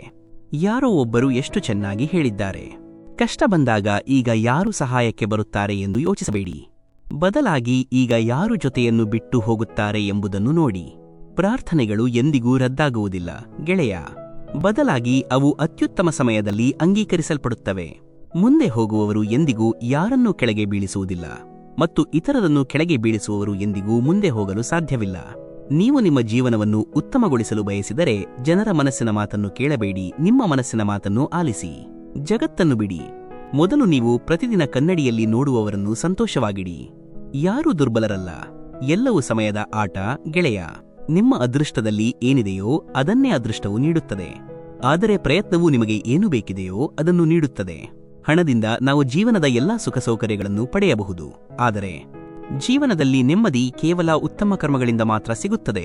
ಅಹಂಕಾರವು ಮದ್ಯಪಾನದಂತಿದೆ, ನಿಮಗೆ ಹೊರತಾಗಿ ಎಲ್ಲರಿಗೂ ತಿಳಿದಿರುತ್ತದೆ ಅದು ನಿಮಗೆ ಹತ್ತಿದೆ ಎಂದು. ಯಾರು ಕಣ್ಣೀರು ಬೀಳುವ ನೋವನ್ನು ಅರ್ಥಮಾಡಿಕೊಳ್ಳುತ್ತಾರೆಯೋ ಅವರ ಮುಂದೆ ಮಾತ್ರ ಅಳಬೇಕು. ಯಾರು ಹೃದಯದಿಂದ ಆಶೀರ್ವಾದಗಳನ್ನು ನೀಡುತ್ತಾರೆಯೋ ಅವರಿಂದ ಮಾತ್ರ ಆಶೀರ್ವಾದಗಳನ್ನು ಪಡೆಯಬೇಕು. ಯಾರು ಸಂಬಂಧಗಳ ಮೌಲ್ಯವನ್ನು ಅರ್ಥಮಾಡಿಕೊಳ್ಳುತ್ತಾರೆಯೋ ನಿಮ್ಮೊಂದಿಗೆ ಎಷ್ಟೇ ಮೋಸವಾಗಿದ್ದರೂ ಸಹ ಪರಮಾತ್ಮನ ಆಶೀರ್ವಾದವನ್ನು ನಿಮ್ಮಿಂದ ಯಾರೂ ಕಿತ್ತುಕೊಳ್ಳಲು ಸಾಧ್ಯವಿಲ್ಲ. ಸಂತೋಷದಿಂದ ಇರಿ ಗೆಳೆಯರೇ. ಅರ್ಧದಷ್ಟು ಕಾಯಿಲೆಗಳು ಸಂತೋಷದಿಂದ ಇರುವುದರಿಂದಲೇ ಗುಣವಾಗುತ್ತವೆ. ಮನುಷ್ಯನು ಇತರರಿಂದ ಪಡೆದ ಗೌರವವನ್ನು ಮತ್ತು ತನ್ನವರಿಂದ ಆದ ಅವಮಾನವನ್ನು ಎಂದಿಗೂ ಮರೆಯುವುದಿಲ್ಲ. ಗೌರವ ಮತ್ತು ಕೋಲು ಎರಡನ್ನೂ ಸಿದ್ಧವಾಗಿಡಿ. ಯಾರು ಯಾವುದಕ್ಕೆ ಅರ್ಹರೋ ಅವರಿಗೆ ಅದನ್ನು ನೀಡಿಬಿಡಿ. ಜೀವನದಲ್ಲಿ ಯಾವ ಜನರು ನಿಮ್ಮನ್ನು ಓಡಿಹೋಗಿ ಸೋಲಿಸಲು ಸಾಧ್ಯವಿಲ್ಲವೋ ಅವರು ನಿಮ್ಮನ್ನು ಒಡೆಯುವ ಮೂಲಕ ಸೋಲಿಸಲು ಪ್ರಯತ್ನಿಸುತ್ತಾರೆ. ಯಾವಾಗಲೂ ನೆನಪಿರಲಿ, ದೇವರ ಹೊರತಾಗಿ ನಿಮ್ಮಕ್ಕ ನೀರು, ನೋವು ಮತ್ತು ದುಃಖವನ್ನು ಯಾರೂ ಅರ್ಥಮಾಡಿಕೊಳ್ಳಲು ಸಾಧ್ಯವಿಲ್ಲ. ಜೇಡವು ಸಹ ತಾನು ಹೆಣೆದ ಜಾಲದಲ್ಲಿ ಅಷ್ಟೊಂದು ಸಿಕ್ಕಿ ಹಾಕಿಕೊಳ್ಳುವುದಿಲ್ಲ ಎಷ್ಟು ಮನುಷ್ಯನು ತಾನು ಹೆಣೆದ ಕಲ್ಪನೆಗಳಲ್ಲಿ ಸಿಕ್ಕಿ ಹಾಕಿಕೊಳ್ಳುತ್ತಾನೆ. ಪ್ರಾರ್ಥನೆಗಳಿಗೆ ಯಾವುದೇ ಬಣ್ಣವಿರುವುದಿಲ್ಲ, ಆದರೆ ಅವು ಫಲ ನೀಡಿದಾಗ ಜೀವನವು ಬಣ್ಣಗಳಿಂದ ತುಂಬಿ ಹೋಗುತ್ತದೆ. ಸ್ವಭಾವ ಮತ್ತು ಸಹಿ ಎಂದಿಗೂ ಬದಲಾಗುವುದಿಲ್ಲ ಎಂದು ಯಾರು ಹೇಳುತ್ತಾರೆ? ಕೇವಲ ಒಂದು ನೋವಿನ ಅಗತ್ಯವಿದೆ. ಒಂದು ವೇಳೆ ಅದು ಬೆರಳಿಗೆ ಬಿದ್ದರೆ ಸಹಿಯೂ ಬದಲಾಗುತ್ತದೆ, ಮತ್ತು ಹೃದಯಕ್ಕೆ ಬಿದ್ದರೆ ಸ್ವಭಾವವೂ ಬದಲಾಗುತ್ತದೆ. ಎಲ್ಲಿ ಗೌರವವಿಲ್ಲವೋ ಅಲ್ಲಿ ಹೋಗಬೇಡಿ. ಯಾರು ಕೇಳುವುದಿಲ್ಲವೋ ಅವರಿಗೆ ವಿವರಿಸಬೇಡಿ. ಯಾವುದು ಜೀರ್ಣವಾಗುವುದಿಲ್ಲವೋ ಅದನ್ನು ತಿನ್ನಬೇಡಿ. ಮತ್ತು ಯಾರು ಸತ್ಯದ ಮೇಲೆ ಸಹ ಕೋಪಗೊಳ್ಳುತ್ತಾರೆಯೋ ಅವರನ್ನು ಎಂದಿಗೂ ಸಮಾಧಾನಪಡಿಸಲು ಹೋಗಬೇಡಿ. ಅರ್ಥಮಾಡಿಕೊಳ್ಳದೆ ಯಾರನ್ನೂ ಇಷ್ಟಪಡಬೇಡಿ, ಮತ್ತು ಅರ್ಥಮಾಡಿಕೊಳ್ಳದೆ ಯಾರನ್ನೂ ಕಳೆದುಕೊಳ್ಳಲು ಬೇಡಿ. ಮಮತೆಯು ಹೃದಯದಲ್ಲಿ ಇರುತ್ತದೆ, ಮಾತುಗಳಲ್ಲಿ ಅಲ್ಲ, ಮತ್ತು ಕೋಪವು ಮಾತುಗಳಲ್ಲಿ ಇರುತ್ತದೆ, ಹೃದಯದಲ್ಲಿ ಅಲ್ಲ. ಒಂದು ವೇಳೆ ಜೀವನದಲ್ಲಿ ಯಶಸ್ವಿಯಾಗಬೇಕಾದರೆ ಈ 5 ವಿಷಯಗಳನ್ನು ಯಾವಾಗಲೂ ನೆನಪಿನಲ್ಲಿಡಿ. ಮೊದಲಿಗೆ ನಿಮ್ಮ ಮೇಲೆ ನೀವೇ ವಿಶ್ವಾಸವಿಡಿ. ಎರಡನೆಯದು, ಜನರ ಮಾತುಗಳ ಕಡೆಗೆ ಗಮನ ಕೊಡಬೇಡಿ. ಮೂರನೆಯದು, ಉಳಿದ ಕೆಲಸಗಳಿಗಿಂತ ನಿಮ್ಮ ಗುರಿಗೆ ಹೆಚ್ಚು ಮಹತ್ವ ನೀಡಿ. ನಾಲ್ಕನೆಯದು, ಸಮಯಕ್ಕೆ ಮೌಲ್ಯ ಕೊಡಿ. ಮತ್ತು ಐದನೆಯದು, ಸೋಲು ಗೆಲುವಿನ ಆಚೆಗೆ ನಿರಂತರ ಪ್ರಯತ್ನವನ್ನು ಮಾಡುತ್ತಾ ಇರಿ. ಜನರಿಗೆ ಹೆದರುವುದನ್ನು ಬಿಟ್ಟುಬಿಡಿ. ಗೌರವವನ್ನು ಮೇಲೆ ಇರುವವನು ನೀಡುತ್ತಾನೆ, ಜನರಿಂದಲ್ಲ. ಶಕ್ತಿ, ಅಧಿಕಾರ, ಯೌವನ ಎಲ್ಲದಕ್ಕೂ ಒಂದು ಮುಕ್ತಾಯದ ದಿನಾಂಕ, ಎಕ್ಸ್ಪೈರಿ ಡೇಟ್ ಇರುತ್ತದೆ. ಆದ್ದರಿಂದ ಯಾವಾಗಲೂ ವಿನಮ್ರರಾಗಿರಿ. ದೇವರು ನಮಗೆ ಎಂದಿಗೂ ಶಿಕ್ಷೆಯನ್ನು ನೀಡುವುದಿಲ್ಲ. ನಮ್ಮ ಕರ್ಮಗಳೇ ಯಾವಾಗಲೂ ನಮಗೆ ಶಿಕ್ಷೆಯನ್ನು ನೀಡುತ್ತವೆ. ನಾವು ಯಾವ ಮಾರ್ಗದಲ್ಲಿ ನಡೆಯುತ್ತೇವೆಯೋ ಅದೇ ರೀತಿಯ ಗಮ್ಯಸ್ಥಾನವು ನಮಗೆ ಸಿಗುತ್ತದೆ. ಯಾವಾಗ ತಪ್ಪನ್ನು ಮಾಡುತ್ತೀರೋ ಆಗ ಸ್ವಲ್ಪ ಲೆಕ್ಕ ಇಟ್ಟುಕೊಳ್ಳಿ. ಅದು ಮರಳಿ ಬರುತ್ತದೆ ಎಂಬ ಕಲ್ಪನೆ ಇರಲಿ. ನಾನು ಒಬ್ಬಂಟಿಯಾಗಿದ್ದೇನೆ ನಿಜ, ಆದರೆ ಸ್ವಾರ್ಥಕ್ಕಾಗಿ ಎಂದಿಗೂ ಯಾರ ಪಾದಗಳನ್ನು ಹಿಡಿದಿಲ್ಲ. ಪ್ರೀತಿಗಾಗಿಯೂ ಅಲ್ಲ, ಗೆಳೆತನಕ್ಕಾಗಿಯೂ ಅಲ್ಲ. ಸಮಯವು ಯಾರಿಗಾಗಿಯೂ ನಿಲ್ಲುವುದಿಲ್ಲ. ನಿಮ್ಮ ಮನಸ್ಸನ್ನು ಹೀಗೆಯೇ ಈ ಜಗತ್ತಿನ ಕಠಿಣ ಸ್ವಭಾವಕ್ಕಾಗಿ ನೋಯಿಸಬೇಡಿ. ಸಮಯದೊಂದಿಗೆ ನಡೆಯುವುದು ಮನುಷ್ಯನಿಗೆ ಉತ್ತಮ. ಕಬ. ಅಬಿಣವು ಮೃದುವಾದರೆ ಉಪಕರಣವಾಗುತ್ತದೆ. ಚಿನ್ನವು ಮೃದುವಾದರೆ ಆಭರಣವಾಗುತ್ತದೆ. ಮಣ್ಣು ಮೃದುವಾದರೆ ಆಟಿಕೆಯಾಗುತ್ತದೆ. ಮತ್ತು ಹಿಟ್ಟು ಮೃದುವಾದರೆ ರೊಟ್ಟಿಯಾಗಿ ಮಾರ್ಪಡುತ್ತದೆ. ಅದೇ ರೀತಿ ಮನುಷ್ಯನು ಸಹ ಮೃದುವಾದರೆ ಜನರ ಹೃದಯಗಳಲ್ಲಿ ತನ್ನ ಸ್ಥಾನವನ್ನು ಗಳಿಸಿಕೊಳ್ಳುತ್ತಾನೆ. ಯಾವುದೇ ವಸ್ತುವಿನ ಕೇವಲ ಆಸೆಯನ್ನು ಇಟ್ಟುಕೊಂಡರೆ ಏನೂ ಆಗುವುದಿಲ್ಲ. ಅದನ್ನು ಪಡೆಯುವ ಹಸಿವು ಸಹ ನಿಮ್ಮಲ್ಲಿ ಇರಬೇಕು. ಯಾವುದೇ ವಿಷಯದ ಸಂಪೂರ್ಣ ಮಾಹಿತಿ ಸಿಗುವವರೆಗೂ ನಾವು ಮೌನವಾಗಿಯೇ ಇರಬೇಕು. ಏಕೆಂದರೆ ಅಪೂರ್ಣ ಸತ್ಯಕ್ಕಿಂತ ಸಂಪೂರ್ಣ ಸುಳ್ಳು ಹಲವು ಪಟ್ಟು ಹೆಚ್ಚು ಅಪಾಯಕಾರಿ. ಈ ಕಾಲದ ಜನರಲ್ಲಿ ನೀವು ನಿಷ್ಠೆಯನ್ನು ಹುಡುಕುತ್ತಿದ್ದೀರಿ. ನೀವು ತುಂಬಾನೇ ಮುಗ್ಧರು, ಗೆಳೆಯರೇ. ವಿಷದ ಸೀಸೆಯಲ್ಲಿ ಔಷಧಿಯನ್ನು ಹುಡುಕುತ್ತಿದ್ದೀರಿ. ಅತಿಯಾದ ವಾಗ್ವಾದವು ಹೆಚ್ಚಾಗಿ ಸಂಬಂಧಗಳನ್ನು ಹಾಳು ಮಾಡುತ್ತದೆ. ಆದ್ದರಿಂದ ಕೆಲವೊಮ್ಮೆ ಮೌನವೇ ಅತ್ಯುತ್ತಮವಾಗಿರುತ್ತದೆ. ಜೀವನದಲ್ಲಿ ಅಷ್ಟೊಂದು ಕಾರ್ಯನಿರತರಾಗಿರಿ, ಪಶ್ಚಾತ್ತಾಪ, ಭಯ, ದುಃಖ ಮತ್ತು ದ್ವೇಷಕ್ಕಾಗಿ ಸಮಯವೇ ಸಿಗದಿರಲಿ. ಏಕೆಂದರೆ ಜೀವನದಲ್ಲಿ ಖಾಲಿಯಾದ ವ್ಯಕ್ತಿಯೇ ಹೆಚ್ಚು ದುಃಖಿತನಾಗಿರುತ್ತಾನೆ. ನಿಮಗೆ ಬಾಗಬೇಕಾಗಿದ್ದರೆ ಯಾರಾದರೂ ವಿನಮ್ರತೆಯ ಮುಂದೆ ಬಾಗಿ. ಯಾರ ಶಕ್ತಿಯ ಮುಂದೆ, ರೂಪದ ಮುಂದೆ ಮತ್ತು ಸಂಪತ್ತಿನ ಮುಂದೆ ಖಂಡಿತವಾಗಿಯೂ ಬಾಗಬೇಡಿ. ಅನುಭವವು ಹೇಳುತ್ತದೆ, ಸಂಬಂಧಗಳಲ್ಲಿ ಅಂತರವನ್ನು ಇಟ್ಟುಕೊಳ್ಳಿ. ಅತಿಯಾದ ನಿಕಟತೆಯು ಹೆಚ್ಚಾಗಿ ನೋವನ್ನು ನೀಡುತ್ತದೆ. ನಿಮ್ಮವರಿಂದ ಕೇವಲ ಅಷ್ಟೇ ಕೋಪಗೊಳ್ಳಿ. ನಿಮ್ಮ ಮಾತು ಮತ್ತು ಎದುರಿನವರ ಗೌರವ ಎರಡೂ ಉಳಿಯುವಂತಿರಲಿ. ಮಾತು ಮತ್ತು ನಡತೆಯೇ ಮನುಷ್ಯನ ನಿಜವಾದ ಗುರುತು. ಮುಖ ಮತ್ತು ಸ್ಥಾನಮಾನದ ಬಗ್ಗೆ ಏನು? ಇಂದು ಇರುತ್ತದೆ, ನಾಳೆ ಇರುವುದಿಲ್ಲ. ಈ ನಮ್ಮ ಜಗತ್ತು ತತ್ವಗಳ ಮೇಲೆ ನಡೆಯುತ್ತದೆ. ಯಾರು ನಿಷ್ಠರಾಗಿರುವುದಿಲ್ಲವೋ ಅವರು ನಮ್ಮ ಗೆಳೆಯರಲ್ಲ. ನಮ್ಮಲ್ಲಿ 1000 ದೋಷಗಳಿವೆ, ದಯವಿಟ್ಟು ಕ್ಷಮಿಸಿ. ಆದರೆ ನಿಮ್ಮ ಕನ್ನಡಿಯನ್ನು ಸಹ ಸ್ವಚ್ಛಗೊಳಿಸಿ. ಆಸೆಗಳು ಚಕ್ರವರ್ತಿಯನ್ನೂ ಸಹ ಗುಲಾಮರನ್ನಾಗಿ ಮಾಡುತ್ತವೆ ಮತ್ತು ಸಹನೆಯು ಗುಲಾಮನನ್ನೂ ಸಹ ಚಕ್ರವರ್ತಿಯನ್ನಾಗಿ ಮಾಡುತ್ತದೆ. ಸಾಲವನ್ನು ಮರುಪಾವತಿಸಬಹುದು, ಆದರೆ ಉಪಕಾರವನ್ನು ತೀರಿಸಲು ಯಾವುದೇ ಉಪಾಯವಿಲ್ಲ. ಗುರಿಯನ್ನು ಸಾಧಿಸಲು ಮನೆಯಿಂದ ಹೊರಡಬೇಕಾಗುತ್ತದೆ. ಕೇವಲ ಕನಸುಗಳನ್ನು ನೋಡಿದರೆ ಗಮ್ಯಸ್ಥ. ನಗಳು ಸಿಗುವುದಿಲ್ಲ. ಸಮಯವು ಎಲ್ಲರ ನಿಜವಾದ ರೂಪವನ್ನು ತೋರಿಸಿದೆ. ಇಲ್ಲದಿದ್ದರೆ ನಾವು ಪ್ರತಿಯೊಬ್ಬರನ್ನು ನಮ್ಮವರು ಎಂದು ಕರೆಯುತ್ತಿದ್ದೆವು. ಸ್ಮಶಾನಕ್ಕೆ ಹೋಗುತ್ತಿದ್ದಂತೆ ಎಲ್ಲಾ ಗೀರುಗಳು ಅಳಿಸಿ ಹೋಗುತ್ತವೆ. ರಾಜ ಮತ್ತು ಭಿಕ್ಷುಕರು ಪಕ್ಕಪಕ್ಕದಲ್ಲಿ ಉರಿಯುತ್ತಿದ್ದರು. ನಿಮ್ಮ ಇಚ್ಛೆಯಂತೆ ನಾನು ಪ್ರತಿ ಬಾರಿ ಬದಲಾಗುವುದು ಸಾಧ್ಯವಿಲ್ಲ. ನನಗೂ ನನ್ನದೇ ಆದ ಅಸ್ತಿತ್ವವಿದೆ.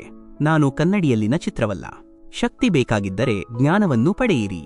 ಮತ್ತು ಗೌರವ ಬೇಕಾಗಿದ್ದರೆ ಚಾರಿತ್ರ ಉತ್ತಮವಾಗಿರಲಿ. ಯಾರೊಂದಿಗೆ ಮಾತನಾಡುವುದರಿಂದ ಸಂತೋಷವು 2ರಷ್ಟಾಗುತ್ತದೆಯೋ ಮತ್ತು ದುಃಖವು ಅರ್ಧವಾಗುತ್ತದೆಯೋ ಅವರೇ ನಿಜವಾದ ನಿಮ್ಮವರು.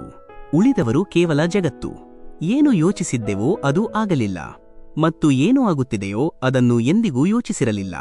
ಕೆಲವು ಸಂಬಂಧಗಳು ಬಾಗಿಲುಗಳನ್ನು ತೆರೆಯುತ್ತವೆ. ಅದು ಹೃದಯದ ಬಾಗಿಲಾಗಿರಬಹುದು ಅಥವಾ ಕಣ್ಣುಗಳ ಬಾಗಿಲಾಗಿರಬಹುದು. ಮನುಷ್ಯನಿಗೆ ಅಲ್ಲ, ಅವನ ಉತ್ತಮ ಸ್ವಭಾವಕ್ಕೆ ಮಹತ್ವವಿದೆ. ಯಾರೋ ಒಬ್ಬರು ಕ್ಷಣ ಮಾತ್ರದಲ್ಲಿ ಹೃದಯವನ್ನು ಗೆಲ್ಲುತ್ತಾರೆ ಮತ್ತು ಯಾರೋ ವರ್ಷಾನುಗಟ್ಟಲೆ ಜೊತೆಗಿದ್ದರೂ ಗೆಲ್ಲಲು ಸಾಧ್ಯವಿಲ್ಲ. ದೇವರಿಗೆ ಹೆದರದೇ ಇದ್ದರೂ ನಡೆಯುತ್ತದೆ, ಆದರೆ ಕರ್ಮಗಳಿಗೆ ಹೆದರುವುದು ಅತ್ಯಗತ್ಯ. ಏಕೆಂದರೆ ಕರ್ಮದ ಫಲವನ್ನು ದೇವರು ಸಹ ಅನುಭವಿಸಬೇಕಾಗುತ್ತದೆ. ಈ ರೊಟ್ಟಿಯೂ ಅಗ್ಗವಾಗಿಲ್ಲ. ಯಾರೋ ಇದನ್ನು ಗಳಿಸಲು ಓಡುತ್ತಿದ್ದಾರೆ ಮತ್ತು ಯಾರೋ ಇದನ್ನು ಜೀರ್ಣಿಸಿಕೊಳ್ಳಲು ಓಡುತ್ತಿದ್ದಾರೆ. ದಾರಿ ತೋರಿಸುವವನು ಸರಿಯಾಗಿದ್ದರೆ ದೀಪದ ಬೆಳಕು ಸಹ ಸೂರ್ಯನ ಕೆಲಸವನ್ನು ಮಾಡುತ್ತದೆ.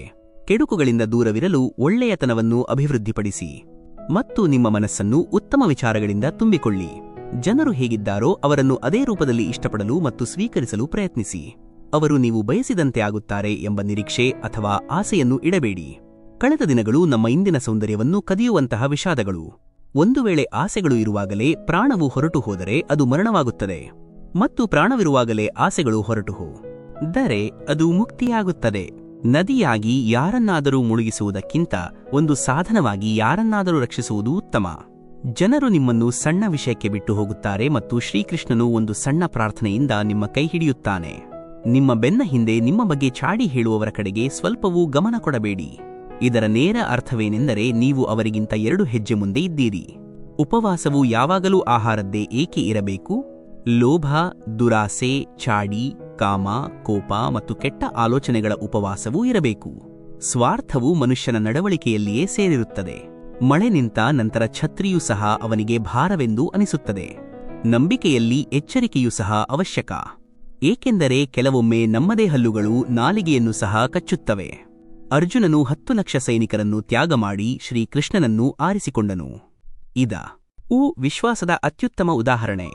ಒಬ್ಬಂಟಿಯಾಗಿ ನಡೆಯುವ ಜನರು ಅಹಂಕಾರಿಗಳಾಗಿರುವುದಿಲ್ಲ. ಅವರು ವಾಸ್ತವವಾಗಿ ಪ್ರತಿ ಕೆಲಸದಲ್ಲಿ ಒಬ್ಬರೇ ಸಮರ್ಥರಾಗಿರುತ್ತಾರೆ. ನೀವು ಆ ಸಮಯದಲ್ಲಿ ಸರಿಯಾಗಿದ್ದಿರಿ ಎಂಬುದನ್ನು ಯಾರೂ ನೆನಪಿಸಿಕೊಳ್ಳುವುದಿಲ್ಲ, ಆದರೆ ನೀವು ಯಾವಾಗ ತಪ್ಪಾಗಿದ್ದಿರಿ ಎಂಬುದನ್ನು ಎಲ್ಲರೂ ನೆನಪಿಸಿಕೊಳ್ಳುತ್ತಾರೆ. ನೀವು ಸುಳ್ಳು ಹೇಳಿದರೂ ಸಹ ನಿಮ್ಮ ಸುಳ್ಳನ್ನು ನಂಬುವ ಆ ವ್ಯಕ್ತಿಗೆ ನೀವು ಎಂದಿಗೂ ಸುಳ್ಳು ಹೇಳಬೇಡಿ. ಈ ಸಂಸಾರದಲ್ಲಿ ಮನುಷ್ಯನು ಮಾತ್ರ ಒಂದು ಪ್ರಾಣಿಯಾಗಿದ್ದು, ಅವನ ವಿಷವು ಅವನ ಹಲ್ಲುಗಳಲ್ಲಿ ಅಲ್ಲ, ಅವನ ಮಾತುಗಳಲ್ಲಿ ಇದೆ. ಜೋಪಾನವಾಗಿ ಇಟ್ಟಿರುವ ವಸ್ತುಗಳು ಮತ್ತು ಗಮನವಿಟ್ಟು ಕೇಳಿದ ಮಾತು ಯಾವಾಗಲಾದರೂ ಒಂದು ದಿನ ಕೆಲಸಕ್ಕೆ ಬರಬಹುದು.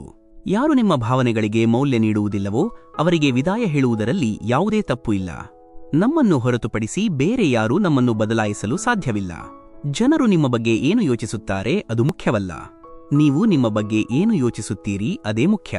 ನಿಮಗೆ ಯಾರೂ ಇಲ್ಲ ಎಂದು ಅನಿಸಿದಾಗ ಆಕಾಶದ ಕಡೆಗೆ ನೋಡಿ, ಅಲ್ಲಿ ಅವನು ಇದ್ದಾನೆ. ಅವನು ಯಾವಾಗಲೂ ನಿಮ್ಮವನಾಗಿದ್ದನು ಮತ್ತು ಯಾವಾಗಲೂ ಇರುತ್ತಾನೆ.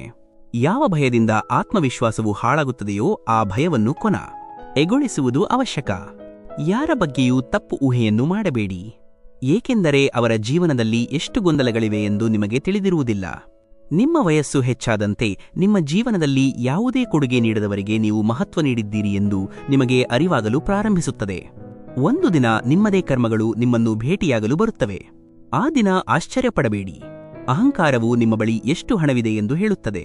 ಸಂಸ್ಕಾರವು ನಿಮ್ಮ ಕುಟುಂಬ ಹೇಗಿದೆ ಎಂದು ಹೇಳುತ್ತದೆ. ಮತ್ತು ಮಾತನಾಡುವ ಶೈಲಿಯು ಮನುಷ್ಯನು ಹೇಗಿದ್ದಾನೆ ಎಂದು ಹೇಳುತ್ತದೆ. ಸ್ವಾರ್ಥವು ಅವರ ನಿಕಟತೆಯನ್ನು ಹೆಚ್ಚಿಸಿದಾಗ ತಿಳಿಯುತ್ತದೆ, ಸ್ವಾರ್ಥವು ಅವರಿಂದ ದೂರವಾದಾಗ ತಿಳಿಯುತ್ತದೆ. ಸಣ್ಣ ವ್ಯಕ್ತಿಯ ಎತ್ತರದ ಧ್ವನಿಯು ಸತ್ಯವಂತ ವ್ಯಕ್ತಿಯನ್ನು ಸಹ ಮೌನವಾಗಿಸುತ್ತದೆ, ಆದರೆ ಸತ್ಯವಂತ ವ್ಯಕ್ತಿಯ ಮೌನವು ಸುಳ್ಳು ಹೇಳುವವನ ಬೇರುಗಳನ್ನು ಅಲ್ಲಾಡಿಸುತ್ತದೆ. ಜನರು ನೀವು ಏನಕ್ಕೆ ಲೆಸ ಮಾಡುತ್ತೀರಿ ಎಂದು ಕೇಳಿದಾಗ ವಾಸ್ತವವಾಗಿ ಅವರು ನಿಮಗೆ ಎಷ್ಟು ಗೌರವ ನೀಡಬೇಕು ಎಂದು ಲೆಕ್ಕ ಹಾಕುತ್ತಿರುತ್ತಾರೆ. ನೀವು ಸಂತೋಷದಿಂದ ಇರುವುದೇ ನಿಮ್ಮ ಶತ್ರುಗಳಿಗೆ ಅತಿ ದೊಡ್ಡ ಶಿಕ್ಷೆ. 2 ವಿಷಯಗಳನ್ನು ನೀಡುವುದರಿಂದ ಯಾರಿಂದಲೂ ಏನೂ ಹೋಗುವುದಿಲ್ಲ, ಒಂದು ಆಶೀರ್ವಾದ ಮತ್ತು ಇನ್ನೊಂದು ನಗು. ನೀವು ವಿಭಿನ್ನವಾಗಿ ಏನನ್ನಾದರೂ ಮಾಡಲು ಬಯಸಿದರೆ ಜನಸಮೂಹದಿಂದ ದೂರ ಸರಿದು ಮಾಡಿ. ಜನಸಮೂಹವು ಧೈರ್ಯವನ್ನು ನೀಡುತ್ತದೆ, ಆದರೆ ಗುರುತನ್ನು ಕಸಿದುಕೊಳ್ಳುತ್ತದೆ. ಯಾವ ವ್ಯಕ್ತಿಯ ಬಳಿ ಸಹನೆ ಮತ್ತು ಶಕ್ತಿ ಇರುತ್ತದೆಯೋ ಆ ವ್ಯಕ್ತಿಯೊಂದಿಗೆ ಯಾರೂ ಸ್ಪರ್ಧಿಸಲು ಸಾಧ್ಯವಿಲ್ಲ. ಯಾವ ವ್ಯಕ್ತಿಯ ಬಳಿ ಸಹನೆಯ ಶಕ್ತಿ ಇರುತ್ತದೆಯೋ ಆ ವ್ಯಕ್ತಿಯೊಂದಿಗೆ ಯಾರೂ ಸ್ಪರ್ಧಿಸಲು ಸಾಧ್ಯವಿಲ್ಲ. ಒಂದು ಕಹಿ ಸತ್ಯ, ಮನುಷ್ಯನು ನಿಮ್ಮನ್ನು ಪ್ರೀತಿಸಿದಾಗ ನಿಮ್ಮ ಕೆಟ್ಟತನವನ್ನು ಮರೆತುಬಿಡುತ್ತಾನೆ, ಆದರೆ ನಿಮ್ಮನ್ನು ದ್ವೇಷಿಸಿದಾಗ ನಿಮ್ಮ ಒಳ್ಳೆಯತನವನ್ನು ಮರೆತುಬಿಡುತ್ತಾನೆ. ಯಾವುದೇ ವ್ಯಕ್ತಿಯ ಮೇಲೆ ಅತಿಯಾದ ಒಲವು ಹಾನಿಕಾರಕ, ಏಕೆಂದರೆ ಒಲವು ನಿರೀಕ್ಷೆಯ ಕಡೆಗೆ ಕೊಂಡೊಯ್ಯುತ್ತದೆ ಮತ್ತು ನಿರೀಕ್ಷೆಯು ದುಃಖಕ್ಕೆ ಕಾರಣವಾಗುತ್ತದೆ. ಅರ್ಧ ಜೀವನವನ್ನು ಅಧ್ಯಯನ ಮಾಡುವುದರಲ್ಲೇ ಕಳೆಯುತ್ತಾರೆ ಮತ್ತು ಕಲಿಯುವುದು ಏನೆಂದರೆ ಒಬ್ಬರಿಗೊಬ್ಬರು ಕೆಳಗೆ ಬೀಳಿಸುವುದು. ಶ್ರೀ ಕೃಷ್ಣನು ಹೇಳುತ್ತಾನೆ, ನಿಮ್ಮ ನೋವಿಗಾಗಿ ಸಂಸಾರವನ್ನು ದೂಷಿಸಬೇಡಿ. ನಿಮ್ಮ ಮನಸ್ಸಿಗೆ ನೀವೇ ಅರ್ಥ ಮಾಡಿಸಿ. ನಿಮ್ಮ ಮನಸ್ಸಿನ ಬದಲಾವಣೆಯೇ ನಿಮ್ಮ ದುಃಖಗಳ ಅಂತ್ಯ. ಹೊಸದನ್ನು ಕಲಿಯಲು ಪ್ರತಿಯೊಬ್ಬ ವ್ಯಕ್ತಿಯು ಯಾವುದೋ ಒಂದು ವಿಷಯದಲ್ಲಿ ನಮಗಿಂತ ಉತ್ತಮ ಎಂದು ಒಪ್ಪಿಕೊಳ್ಳುವುದು ಅವಶ್ಯಕ. ಹಣವನ್ನು ಎಲ್ಲರೂ ಸಂಪಾದಿಸುತ್ತಾರೆ, ಆಶೀರ್ವಾದಗಳನ್ನು ಸಂಪಾದಿಸಿ. ಆಶೀರ್ವಾದಗಳು ಎಲ್ಲಿ ಕೆಲಸ ಮಾಡುತ್ತವೆಯೋ ಅಲ್ಲಿ ಹಣವು ಎಂದಿಗೂ ಕೆಲಸ ಮಾಡುವುದಿಲ್ಲ. ಮೋಸ ಮಾಡಿದರೆ ಮೋಸವೇ ಸಿಗುತ್ತದೆ, ಇಂದು ಇಲ್ಲವಾದರೆ ನಾಳೆ ಸಿಗುತ್ತದೆ. ಒಂದು ವೇಳೆ ಜೀವನವನ್ನು ಸತ್ಯದಿಂದ ಬದುಕಿದರೆ ಪ್ರತಿಕ್ಷಣವೂ ನೆಮ್ಮದಿ ಸಿಗುತ್ತದೆ. ಜೀವನದಲ್ಲಿ ಸಂಬಂಧಗಳ ನಿಜವಾದ ರೂಪ ಮತ್ತು ಮಹತ್ವವು ಈ ವಿಷಯದಿಂದ ನಿರ್ಧಾರವಾಗುತ್ತದೆ. ನೀವು ಎಷ್ಟು ಪ್ರಸಿದ್ಧರಾಗಿದ್ದೀರಿ ಮತ್ತು ನೀವು ಎಷ್ಟು ಅಪಖ್ಯಾತಿಯನ್ನು ಹೊಂದಿದ್ದೀರಿ, ನಿಮ್ಮ ಯಶಸ್ಸು ಮತ್ತು ವಿಫಲತೆ ಎಷ್ಟಿದೆ.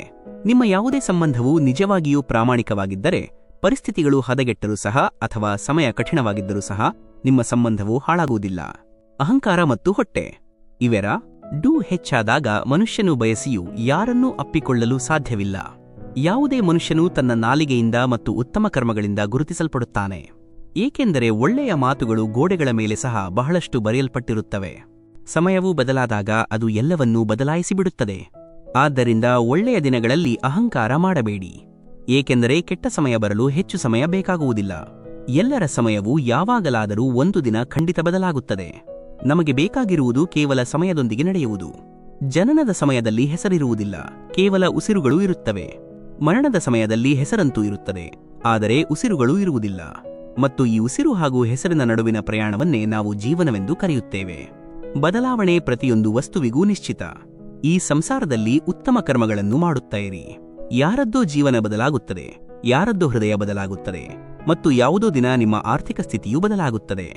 ಆರ್ಥಿಕ ಸ್ಥಿತಿಯು ಎಷ್ಟೇ ಉತ್ತಮವಾಗಿರಲಿ, ಆದರೆ ಜೀವನದ ಆನಂದವನ್ನು ಪಡೆಯಲು ಮಾನಸಿಕ ಸ್ಥಿತಿಯೂ ಉತ್ತಮವಾಗಿರುವುದು ಅವಶ್ಯಕ. ಒಂದು ವೇಳೆ ನಿಮಗೆ ನಿಮ್ಮ ಜೀವನದ ಎಲ್ಲಾ ಪ್ರಶ್ನೆಗಳಿಗೆ ಉತ್ತರ ಬೇಕಿದ್ದರೆ ಈ ಎಲ್ಲಾ ಪ್ರಶ್ನೆಗಳನ್ನು ಕೇವಲ ನಿಮ್ಮನ್ನೇ ಕೇಳಿ. ಸಂಬಂಧಗಳು ಎಂದಿಗೂ ಸಿಹಿ ಧ್ವನಿಯಿಂದ ಅಥವಾ ಸುಂದರ ಮುಖದಿಂದ ಉಳಿಯುವುದಿಲ್ಲ. ಅವು ಸುಂದರ ಹೃದಯದಿಂದ ಮತ್ತು ಎಂದಿಗೂ ಮುರಿಯದ ವಿಶ್ವಾಸದಿಂದ ನಿಲ್ಲುತ್ತವೆ. ಯಾವುದಾದರೂ ಕೆಲಸವನ್ನು ಮಾಡಲು ಯೋಗ್ಯವಾಗಿದ್ದರೆ ಅದನ್ನು ಮನಸ್ಸಿನಿಂದ ಮಾಡಿ. ಅದರಲ್ಲಿ ನಿಮಗೆ ಖಂಡಿತವಾಗಿಯೂ ಯಶಸ್ಸು ಸಿಗುತ್ತದೆ. ನಿಮ್ಮ ವಿಚಾರಗಳನ್ನು ಬದಲಾಯಿಸಿಕೊಳ್ಳಿ. ಖಚಿತವಾಗಿ ಈ ವಿಚಾರಗಳು ನಿಮ್ಮ ಜೀವನವನ್ನು ಬದಲಾಯಿಸುತ್ತವೆ. ಒಂದು ವಿಷಯವನ್ನು ಯಾವಾಗಲೂ ನೆನಪಿಡಿ, ನಿಮ್ಮನ್ನು ಹೊರತುಪಡಿಸಿ ಬೇರೆ ಯಾರ ಆಶ್ರಯವನ್ನೂ ಪಡೆಯಬೇಡಿ. ನೋಡುವಾಗ ಕೇವಲ ನೋಡಿ, ಕೇಳುವಾಗ ಕೇವಲ ಆಲಿಸಿ, ಅನುಭವಿಸುವಾಗ ಕೇವಲ ಅನುಭವಿಸಿ, ಮತ್ತು ಯೋಚಿಸುವಾಗ ಕೇವಲ ಯೋಚಿಸಿ. ಇದೇ ವಾಸ್ತವಿಕ ಕರ್ಮ. ಕೋಪಗೊಂಡ ನಂತರ ತಪ್ಪಿತಸ್ಥರು ಯಾರೇ ಆಗಿರಲಿ, ಮಾತುಗಳನ್ನು ಪ್ರಾರಂಭಿಸುವವರು ಯಾರು ಅತ್ಯಂತ ಹೆಚ್ಚು ಪ್ರೀತಿಸುತ್ತಾರೆಯೋ ಅವರೇ ಆಗಿರುತ್ತಾರೆ. ಸಂಬಂಧಗಳನ್ನು ನಿರ್ವಹಿಸಲು ಬುದ್ಧಿಯಲ್ಲ, ಹೃದಯದ ಶುದ್ಧತೆ ಬೇಕು. ಸತ್ಯವನ್ನು ಹೇಳಿ, ಸ್ಪಷ್ಟವಾಗಿ ಹೇಳಿ, ಎದುರಿಗೆ ಹೇಳಿ. ಯಾರು ನಿಮ್ಮವರಾಗಿರುತ್ತಾರೆಯೋ ಅವರು ಅರ್ಥ ಮಾಡಿಕೊಳ್ಳುತ್ತಾರೆ. ಯಾರು ಅನ್ಯರಾಗಿರುತ್ತಾರೆಯೋ ಅವರು ದೂರವಾಗುತ್ತಾರೆ.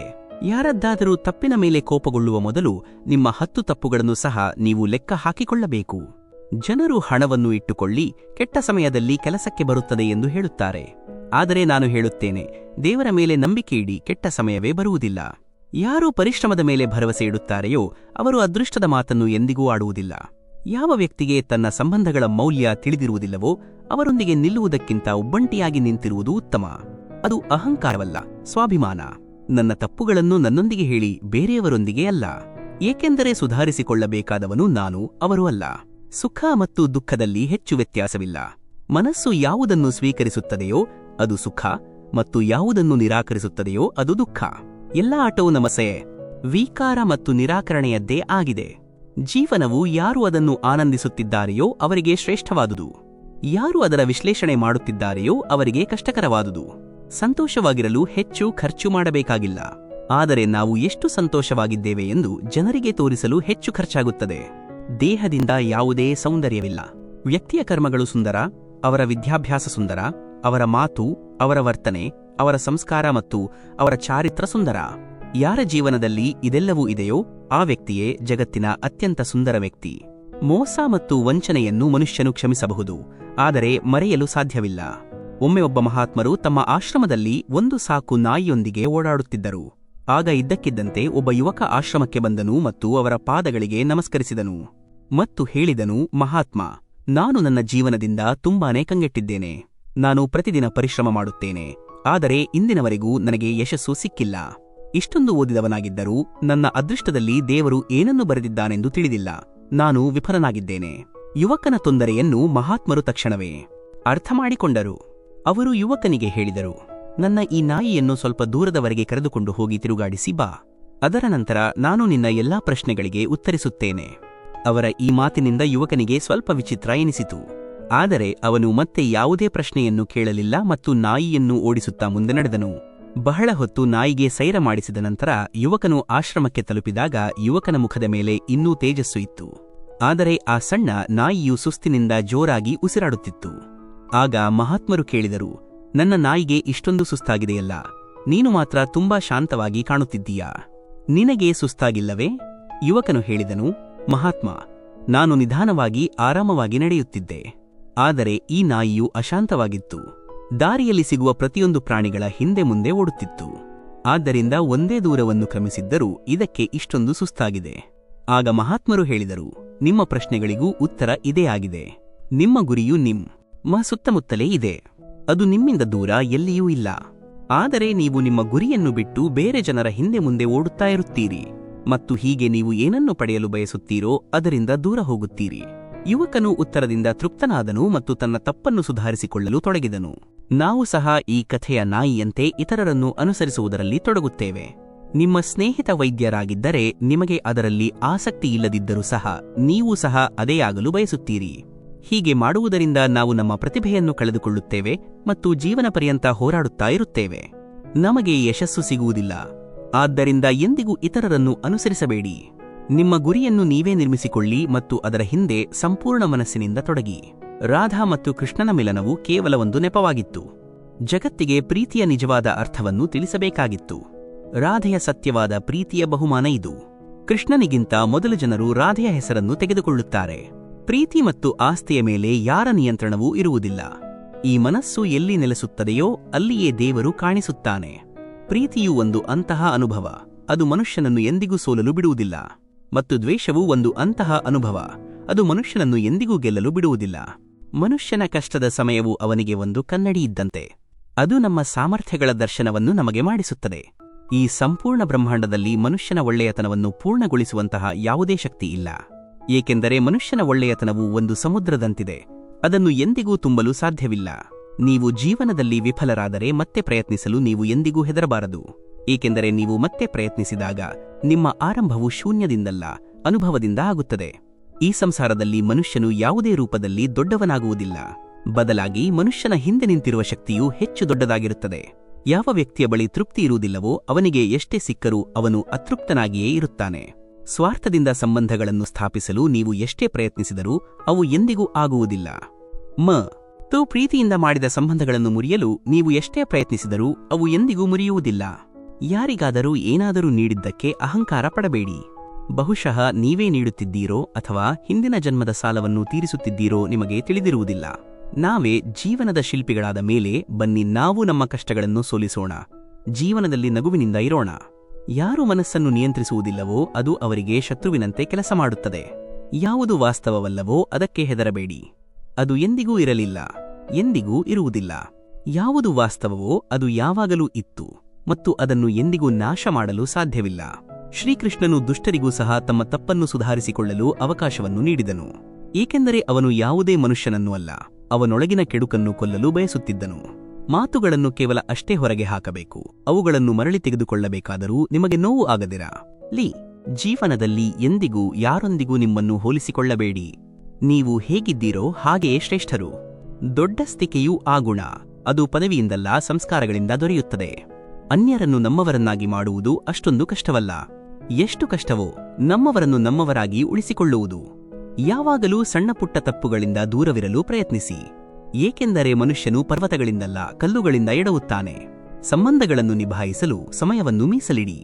ಒಂದು ವೇಳೆ ನಿಮ್ಮ ಬಳಿ ಸಮಯ ಇದ್ದಾಗ ಸಂಬಂಧವೇ ಉಳಿಯದಿರಬಹುದು. ಸಮಯ ಮತ್ತು ನಿರೀಕ್ಷೆಗಳು ಬದಲಾದಂತೆ ಎಲ್ಲರ ನಿಜವಾದ ಮುಖಗಳು ಹೊರಬರುತ್ತವೆ.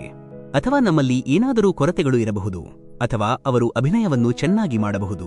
ಎಲ್ಲಿ ಒಬ್ಬ ನಿರಾಶಾವಾದಿ ಮನುಷ್ಯನು ಯಾವುದೇ ಕೆಲಸದಲ್ಲಿ ಅದರ ಕೆಟ್ಟ ಫಲಿತಾಂಶವನ್ನೇ ಹುಡುಕುತ್ತಾನೋ ಅಲ್ಲಿ ಒಬ್ಬ ಜಿಜ್ಞ. ಆಸು ಮತ್ತು ಆಶಾವಾದಿ ಮನುಷ್ಯನು ಪ್ರತಿ ಕಷ್ಟಕರ ಕೆಲಸದಲ್ಲಿಯೂ ಒಂದು ಅವಕಾಶವನ್ನು ಹುಡುಕುತ್ತಾನೆ. ರೈತನ ಮಜಬೂರಿ ಎಂತಹದ್ದು. ಇಲ್ಲಿ ಅವನ ಮೇಲ್ಛಾವಣಿಯು ಸೋರುತ್ತಿರುತ್ತದೆ, ಆದರೂ ಅವನು ದೇವರ ಬಳಿ ಮಳೆಗಾಗಿ ಪ್ರಾರ್ಥಿಸುತ್ತಾನೆ. ಗುರು ಮತ್ತು ಜೀವನದಲ್ಲಿ ಇಷ್ಟೇ ವ್ಯತ್ಯಾಸವಿದೆ. ಗುರುವು ಉಪದೇಶ ನೀಡಿ ಕಲಿಸಿ ಪರೀಕ್ಷೆಯನ್ನು ತೆಗೆದುಕೊಳ್ಳುತ್ತಾನೆ. ಜೀವನವು ಪರೀಕ್ಷೆಯನ್ನು ತೆಗೆದುಕೊಂಡು ಉಪದೇಶವನ್ನು ಕಲಿಸುತ್ತದೆ. ಅಹಂಕಾರದಲ್ಲಿ ಮುಳುಗಿರುವ ಮನುಷ್ಯನಿಗೆ ತನ್ನ ತಪ್ಪುಗಳು ಕಾಣುವುದಿಲ್ಲ ಮತ್ತು ಇತರರ ಯಾವುದೇ ಮಾತು ಇಷ್ಟವಾಗುವುದಿಲ್ಲ. ನಮ್ಮ ಜೀವನದ ಅತಿದೊಡ್ಡ ಸೌಭಾಗ್ಯವೇನೆಂದರೆ ನಾವು ಕೋಪಗೊಂಡಾಗ ನಮ್ಮನ್ನು ಸಮಾಧಾನಪಡಿಸುವವರು ಯಾರಾದರೂ ಇರಬೇಕು. ನೋವು ಆಗುವುದು ಆಗ ಯಾವಾಗ ನಮಗೆ ಪೆಟ್ಟಾಗುತ್ತದೆಯೋ. ಇಲ್ಲದಿದ್ದರೆ ಇತರರ ಕೇವಲ ರಕ್ತ ಮಾತ್ರ ಕಾಣುತ್ತದೆ, ಅವರ ನೋವು ಕಾಣುವುದಿಲ್ಲ. ನಿಮ್ಮ ಶತ್ರುವನ್ನು ಮೌನವಾಗಿ ಕುಳಿತಿರುವುದನ್ನು ಕಂಡು ನೀವು ಶಾಂತವಾಗಿರುವುದು ಮೂರ್ಖತನದ ಪರಮಾವಧಿ. ಯಾವುದು ಪ್ರಾಪ್ತವಾಗುವುದಿಲ್ಲವೋ ಅದು ಮಾತ್ರ ನೆನಪಿನಲ್ಲ, ಈ ಉಳಿಯುತ್ತದೆ. ಇಲ್ಲದಿದ್ದರೆ ಈ ಜೀವನವು ನಮಗೆ ಬಹಳಷ್ಟು ನೀಡಿದೆ. ಸಂಸಾರವನ್ನು ಅರ್ಥಮಾಡಿಕೊಳ್ಳುವ ಮೊದಲು ನಿಮ್ಮನ್ನು ನೀವೇ ಕಠಿಣಗೊಳಿಸಿಕೊಳ್ಳಿ. ಇಲ್ಲದಿದ್ದರೆ ಈ ಸಂಸಾರವು ನಿಮ್ಮ ಧೈರ್ಯವನ್ನು ತುಳಿದು ಹಾಕುತ್ತದೆ. ಸುವಾಸನೆಯಿಂದ ನಮ್ಮ ಬಟ್ಟೆಗಳನ್ನು ಪರಿಮಳಯುಕ್ತ ಮಾಡುವುದು ದೊಡ್ಡ ವಿಷಯವಲ್ಲ. ನಿಮ್ಮ ಆಚರಣೆಯಿಂದ ಸುವಾಸನೆ ಬಂದಾಗ ಆನಂದವಾಗುತ್ತದೆ. ನಾವು ಹೇಳಿಕೆಗಳನ್ನು ಸಾಮಾನ್ಯವಾಗಿಯೇ ನೀಡುತ್ತೇವೆ, ಆದರೆ ಅರ್ಥಮಾಡಿಕೊಳ್ಳುವವರು ಇದನ್ನು ಅಸಾಧಾರಣವನ್ನಾಗಿ ಮಾಡುತ್ತಾರೆ. ಸೂರ್ಯನು ಎಷ್ಟೇ ಪ್ರಖರನಾಗಿದ್ದರೂ ಮಹಾಸಾಗರವನ್ನು ಎಂದಿಗೂ ಒಣಗಿಸಲು ಸಾಧ್ಯವಿಲ್ಲ. ಅದೇ ರೀತಿ ಆಶಯ ಸಾಗರವು ಯಾವುದೇ ಒಂದು ವೈಫಲ್ಯದಿಂದ ಖಾಲಿಯಾಗಲು ಸಾಧ್ಯವಿಲ್ಲ.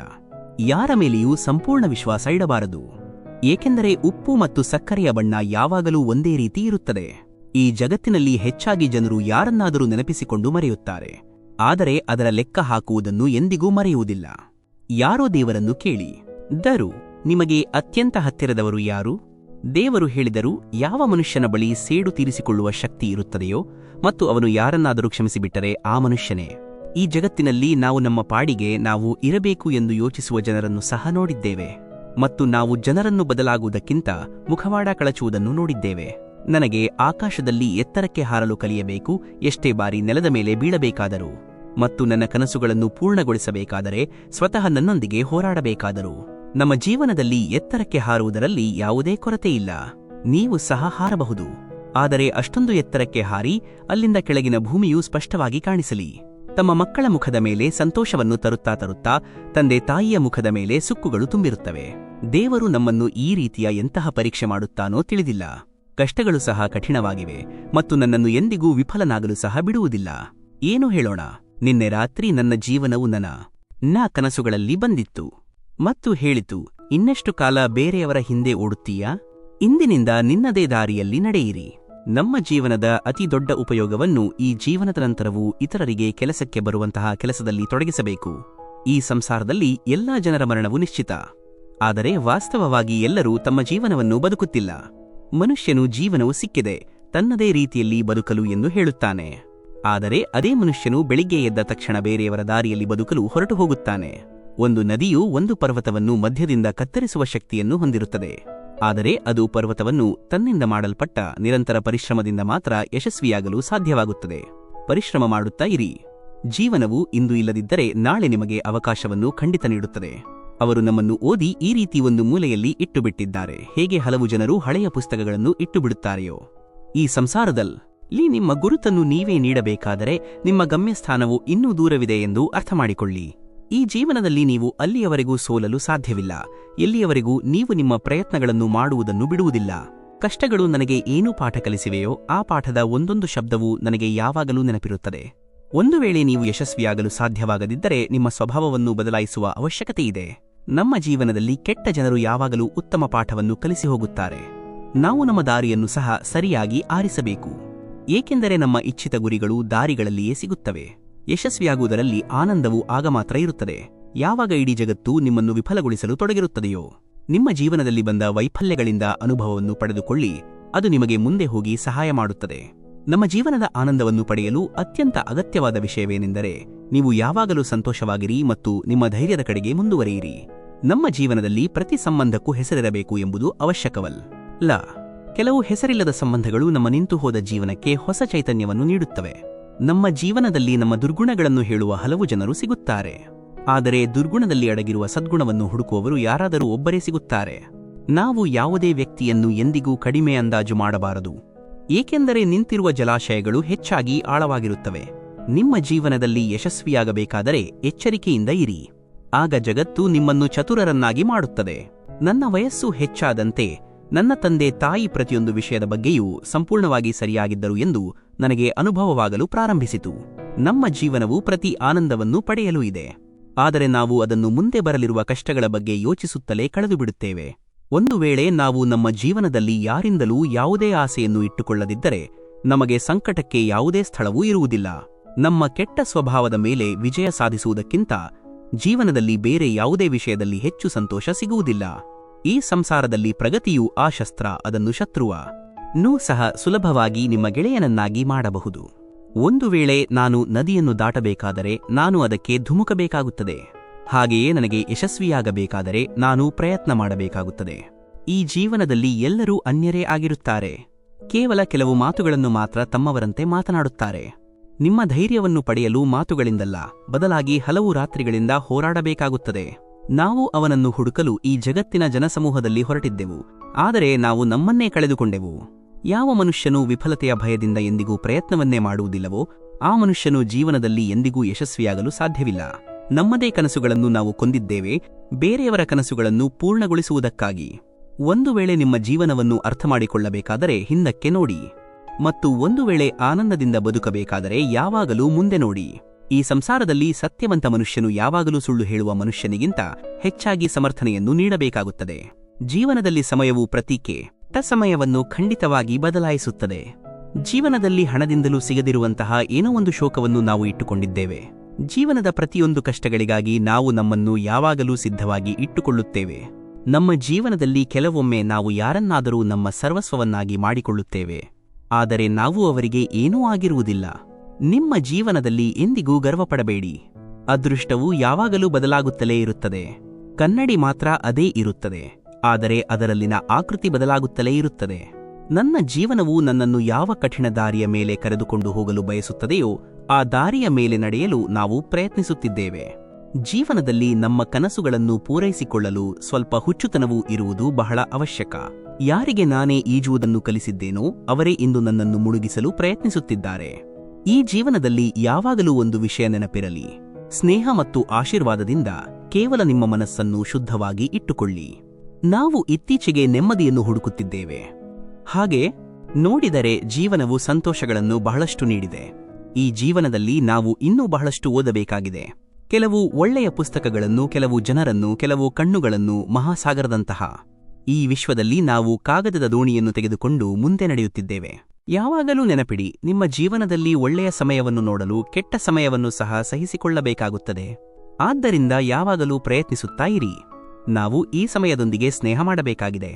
ನಾವು ನೋಡಿದ್ದೇವೆ, ಇದು ಒಳ್ಳೆಯವರನ್ನು ಸಂಪೂರ್ಣವಾಗಿ ಬದಲಾಯಿಸಿಬಿಡುತ್ತದೆ. ಪ್ರತಿಯೊಬ್ಬರೂ ನನ್ನ ಹೆಚ್ಚು ಮಾತನಾಡುವುದರಿಂದ ಚಿಂತಿತರಾಗಿದ್ದಾರೆ ಮತ್ತು ನಾವು ನಮ್ಮೊಳಗಿನ ನಿಶ್ಶಬ್ದತೆಯಿಂದ ಚಿಂತಿತರಾಗಿದ್ದೇವೆ. ಒಂದು ವೇಳೆ ಜೀವನದಲ್ಲಿ ಯಾರ ನಿರೀಕ್ಷೆಯೂ ಇಲ್ಲದಿದ್ದರೆ ದೊಡ್ಡ ದೊಡ್ಡ ಕಷ್ಟಗಳು ಸಹ ಸಣ್ಣದಾಗಿ ತೋರುತ್ತವೆ. ಜೀವನದಲ್ಲಿ ಯಶಸ್ಸು ಕೈಗಳ ರೇಖೆಗಳಿಂದಲ್ಲ, ಬದಲಾಗಿ ಹಣೆಯ ಬೆವರಿನಿಂದ, ಅಂದರೆ ಪರಿಶ್ರಮದಿಂದ ಸಿಗುತ್ತದೆ.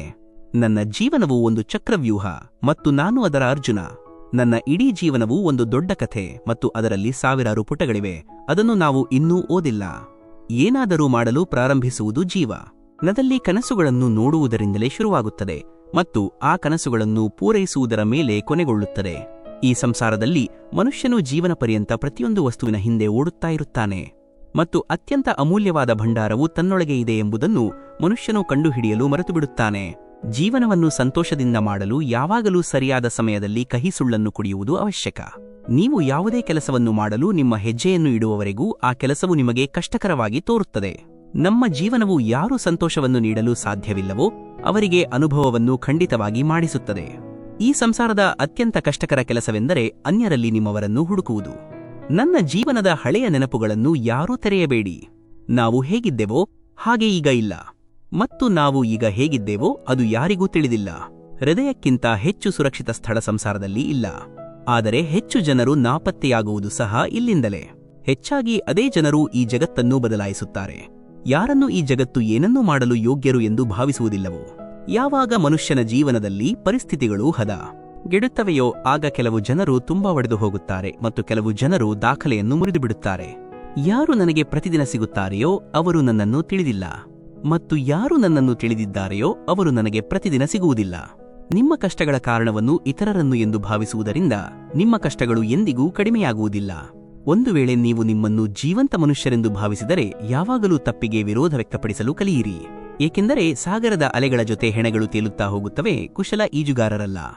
ಜೀವನದಲ್ಲಿ ಯಾವಾಗಲೂ ಕೆಲಸ ಮಾಡುತ್ತಾ ಇರುವ ಅಭ್ಯಾಸವೇ ನಿಮ್ಮನ್ನು ಯಶಸ್ವಿ ಮನುಷ್ಯನನ್ನಾಗಿ ಮಾಡುತ್ತದೆ. ಜೀವನದ ಕೆಲವು ಒಳ್ಳೆಯ ಕ್ಷಣಗಳನ್ನು ನಿಮ್ಮ ಮತ್ತು ನಿಮ್ಮವರ ಜೊತೆ ಕಳೆಯಿರಿ. ಬಹುಶಃ ಈ ಕ್ಷಣಗಳು ನಿಮಗೆ ಮತ್ತೆ ಸಿಗದೇ ಇರಬಹುದು. ಯಶಸ್ಸನ್ನು ಪಡೆಯಲು ಒಂದು ರಾತ್ರಿ ಸಾಲದು, ಅದನ್ನು ಪಡೆಯಲು ಬಹಳ ರಾತ್ರಿಗಳನ್ನು ಜಾಗಬೇಕಾಗುತ್ತದೆ. ಜೀವನದಲ್ಲಿ ಆಗುವ ತಪ್ಪುಗಳ ಉದ್ದೇಶವು ನಿಮ್ಮನ್ನು ಹಾಳು ಮಾಡುವುದಲ್ಲ, ಸುಧಾರಿಸುವುದು. ಈ ಜೀವನದ ಅರ್ಥಗಳು ನಮಗೆ ನಿಜವಾದ ಸಂಸಾರದ ಅನುಭವಗಳನ್ನು ಕಲಿಸುತ್ತವೆ. ನೀವು ನಿಮ್ಮ ಜೀವನದಿಂದ ಎಲ್ಲ ಕಡೆಯಿಂದಲೂ ಹತಾಶರಾಗಿ ಮತ್ತು ನಿರಾಶರಾಗಿ, ದುಃಖಗಳು ನಿಮ್ಮನ್ನು ಎಲ್ಲ ಕಡೆಯಿಂದಲೂ ಸುತ್ತುವರಿದಿದ್ದಾಗ, ಆಗ ನೀವು ಸತ್ಯವಾದ ಮನಸ್ಸಿನಿಂದ ಶ್ರೀಕೃಷ್ಣನ ಹೆಸರಿನ ದೀಪವನ್ನು ಹಚ್ಚಿರಿ ಮತ್ತು ನಿಮ್ಮ ಎಲ್ಲಾ ಸ್ಥಿತಿಯನ್ನು ಶ್ರೀಕೃಷ್ಣನಿಗೆ ಹೇಳಿ. ಶ್ರೀಕೃಷ್ಣನು ಸ್ವತಃ ನಿಮ್ಮ ಎಲ್ಲಾ ದುಃಖಗಳನ್ನು ದೂರ ಮಾಡಲು ಬರುತ್ತಾನೆ. ಮನುಷ್ಯನು ತನ್ನ ಸತ್ಯವಾದ ಹೃದಯದಿಂದ ಏನು ದಾನ ನೀಡಲು ಸಾಧ್ಯವೋ ಅದನ್ನು ತನ್ನ ಕೈಗಳಿಂದ ನೀಡಲು ಸಾಧ್ಯವಿಲ್ಲ, ಮತ್ತು ಮೌನವಾಗಿ ನಾವು ಏನು ಹೇಳಲು ಸಾಧ್ಯವೋ ಅದನ್ನು ನಮ್ಮ ಶಬ್ದಗಳಿಂದ ಹೇಳಲು ಸಾಧ್ಯವಿಲ್ಲ. ಶ್ರೀಕೃಷ್ಣನು ಎಂದಿಗೂ ನಮ್ಮ ಸ್ಥಿತಿಯನ್ನು ಕೇಳುವುದಿಲ್ಲ, ಆದರೆ ಅವನು ನಮ್ಮ ಎಲ್ಲಾ ಸುದ್ದಿಯನ್ನು ಇಟ್ಟುಕೊಂಡಿರುತ್ತಾನೆ. ಶ್ರೀಕೃಷ್ಣನು ತನ್ನ ಸತ್ಯವಾದ ಭಕ್ತರ ಮೇಲೆ ಪ್ರತಿಕ್ಷಣವೂ ಗಮನವಿಟ್ಟಿರುತ್ತಾನೆ. ಪ್ರಾಚೀನ ಕಾಲದ ಮಾತು. ಒಂದು ರಾಜ್ಯದಲ್ಲಿ ಒಬ್ಬ ರಾಜನು ಆಡಳಿತ ನಡೆಸುತ್ತಿದ್ದನು. ಅವನ ರಾಜ್ಯವು ಸಂತೋಷದಿಂದ ಕೂಡಿತ್ತು. ಸಂಪತ್ತು ಮತ್ತು ಧಾನ್ಯದ ಯಾವುದೇ ಕೊರತೆ ಇರಲಿಲ್ಲ. ರಾಜ ಮತ್ತು ಪ್ರಜೆಗಳು ಸಂತೋಷದಿಂದ ತಮ್ಮ ಜೀವನವನ್ನು ನಡೆಸುತ್ತಿದ್ದರು. ಒಂದು ವರ್ಷ ಆ ರಾಜ್ಯದಲ್ಲಿ ಭೀಕರ ಬರಗಾಲ ಬಂತು. ನೀರಿನ ಕೊರತೆಯಿಂದ ಬೆಳೆಗಳು ಒಣಗಿ ಹೋದವು. ಇಂತಹ ಪರಿಸ್ಥಿತಿಯಲ್ಲಿ ರೈತರು ರಾಜನಿಗೆ ಕಂದಾಯವನ್ನು ನೀಡಲು ಸಾಧ್ಯವಾಗಲಿಲ್ಲ. ಕಂದಾಯ ಸಿಗದಿರುವುದರಿಂದ ರಾಜಸ್ವದಲ್ಲಿ ಕೊರತೆ ಉಂಟಾಯಿತು ಮತ್ತು ರಾಜಕೋಶವು ಖಾಲಿಯಾಗಲು ಪ್ರಾರಂಭಿಸಿತು. ಇದನ್ನು ನೋಡಿ ರಾಜನು ಚಿಂತಿತನಾದನು. ಪ್ರತಿ ಸಮಯದಲ್ಲಿ ಅವನು ರಾಜ್ಯದ ಖರ್ಚು ಹೇಗೆ ನಡೆಯುತ್ತದೆ ಎಂದು ಯೋಚಿಸುತ್ತಲೇ ಇರುತ್ತಿದ್ದನು. ಬರಗಾಲದ ಸಮಯ ಮುಗಿದುಹೋಯಿತು. ಪರಿಸ್ಥಿತಿಯು ಸಾಮಾನ್ಯವಾಯಿತು. ಆದರೆ ರಾಜನ ಮನಸ್ಸಿನಲ್ಲಿ ಚಿಂತೆಯು ಮನೆಮಾಡಿಕೊಂಡಿತ್ತು. ಪ್ರತಿ ಸಮಯದಲ್ಲಿ ಅವನ ಮನಸ್ಸಿನಲ್ಲಿ ಏನಿದೆಯೆಂದರೆ, ರಾಜ್ಯದಲ್ಲಿ ಮತ್ತೆ ಬರಗಾಲ ಬಂದರೆ ಏನು ಮಾಡುವುದು? ಇದರ ಜೊತೆಗೆ ಇತರ ಚಿಂತೆಗಳು ಸಹ ಅವನನ್ನು ಸುತ್ತುವರಿದವು. ನೆರೆಯ ರಾಜ್ಯದ ಭಯ, ಸ್ನೇಹಿತರ ಪಿತೂರಿ ಮುಂತಾದ ಹಲವು ಚಿಂತೆಗಳು ಅವನ ಹಸಿವು, ಬಾಯಾರಿಕೆ ಮತ್ತು ರಾತ್ರಿಯ ನಿದ್ರೆಯನ್ನು ಕಿತ್ತುಕೊಂಡಿದ್ದವು. ಅವನು ತನ್ನ ಈ ಸ್ಥಿತಿಯಿಂದ ತೊಂದರೆಗೊಳಗಾಗಿದ್ದನು. ಆದರೆ ಅವನು ಯಾವಾಗ ರಾಜಮಹಲದ ತೋಟಗಾರನನ್ನು ನೋಡುತ್ತಿದ್ದನೋ ಆಗ ಆಶ್ಚರ್ಯಪಡುತ್ತಿದ್ದನು. ದಿನವಿಡೀ ಶ್ರಮಿಸಿದ ನಂತರ ಅವನು ಒಣಗಿದ ರೊಟ್ಟಿಯನ್ನು ಮಾತ್ರ ತಿನ್ನುತ್ತಿದ್ದನು ಮತ್ತು ಮರದ ಕೆಳಗೆ ಆರಾಮವಾಗಿ ಮಲಗುತ್ತಿದ್ದನು. ಹಲವು ಬಾರಿ ರಾಜನಿಗೆ ಅವನ ಮೇಲೆ ಅಸೂಯೆಯಾಗುತ್ತಿತ್ತು. ಒಂದು ದಿನ ಅವನ ರಾಜದರ್ಬಾರ್ಗೆ ಒಬ್ಬ ಸಿದ್ಧ ಸಾಧು ಆಗಮಿಸಿದರು. ರಾಜನು ತನ್ನ ಸಮಸ್ಯೆಗಳನ್ನು ಸಾಧುವಿಗೆ ಹೇಳಿದನು ಮತ್ತು ಅದನ್ನು ದೂರ ಮಾಡುವ ಸಲಹೆಯನ್ನು ಕೇಳಿದನು.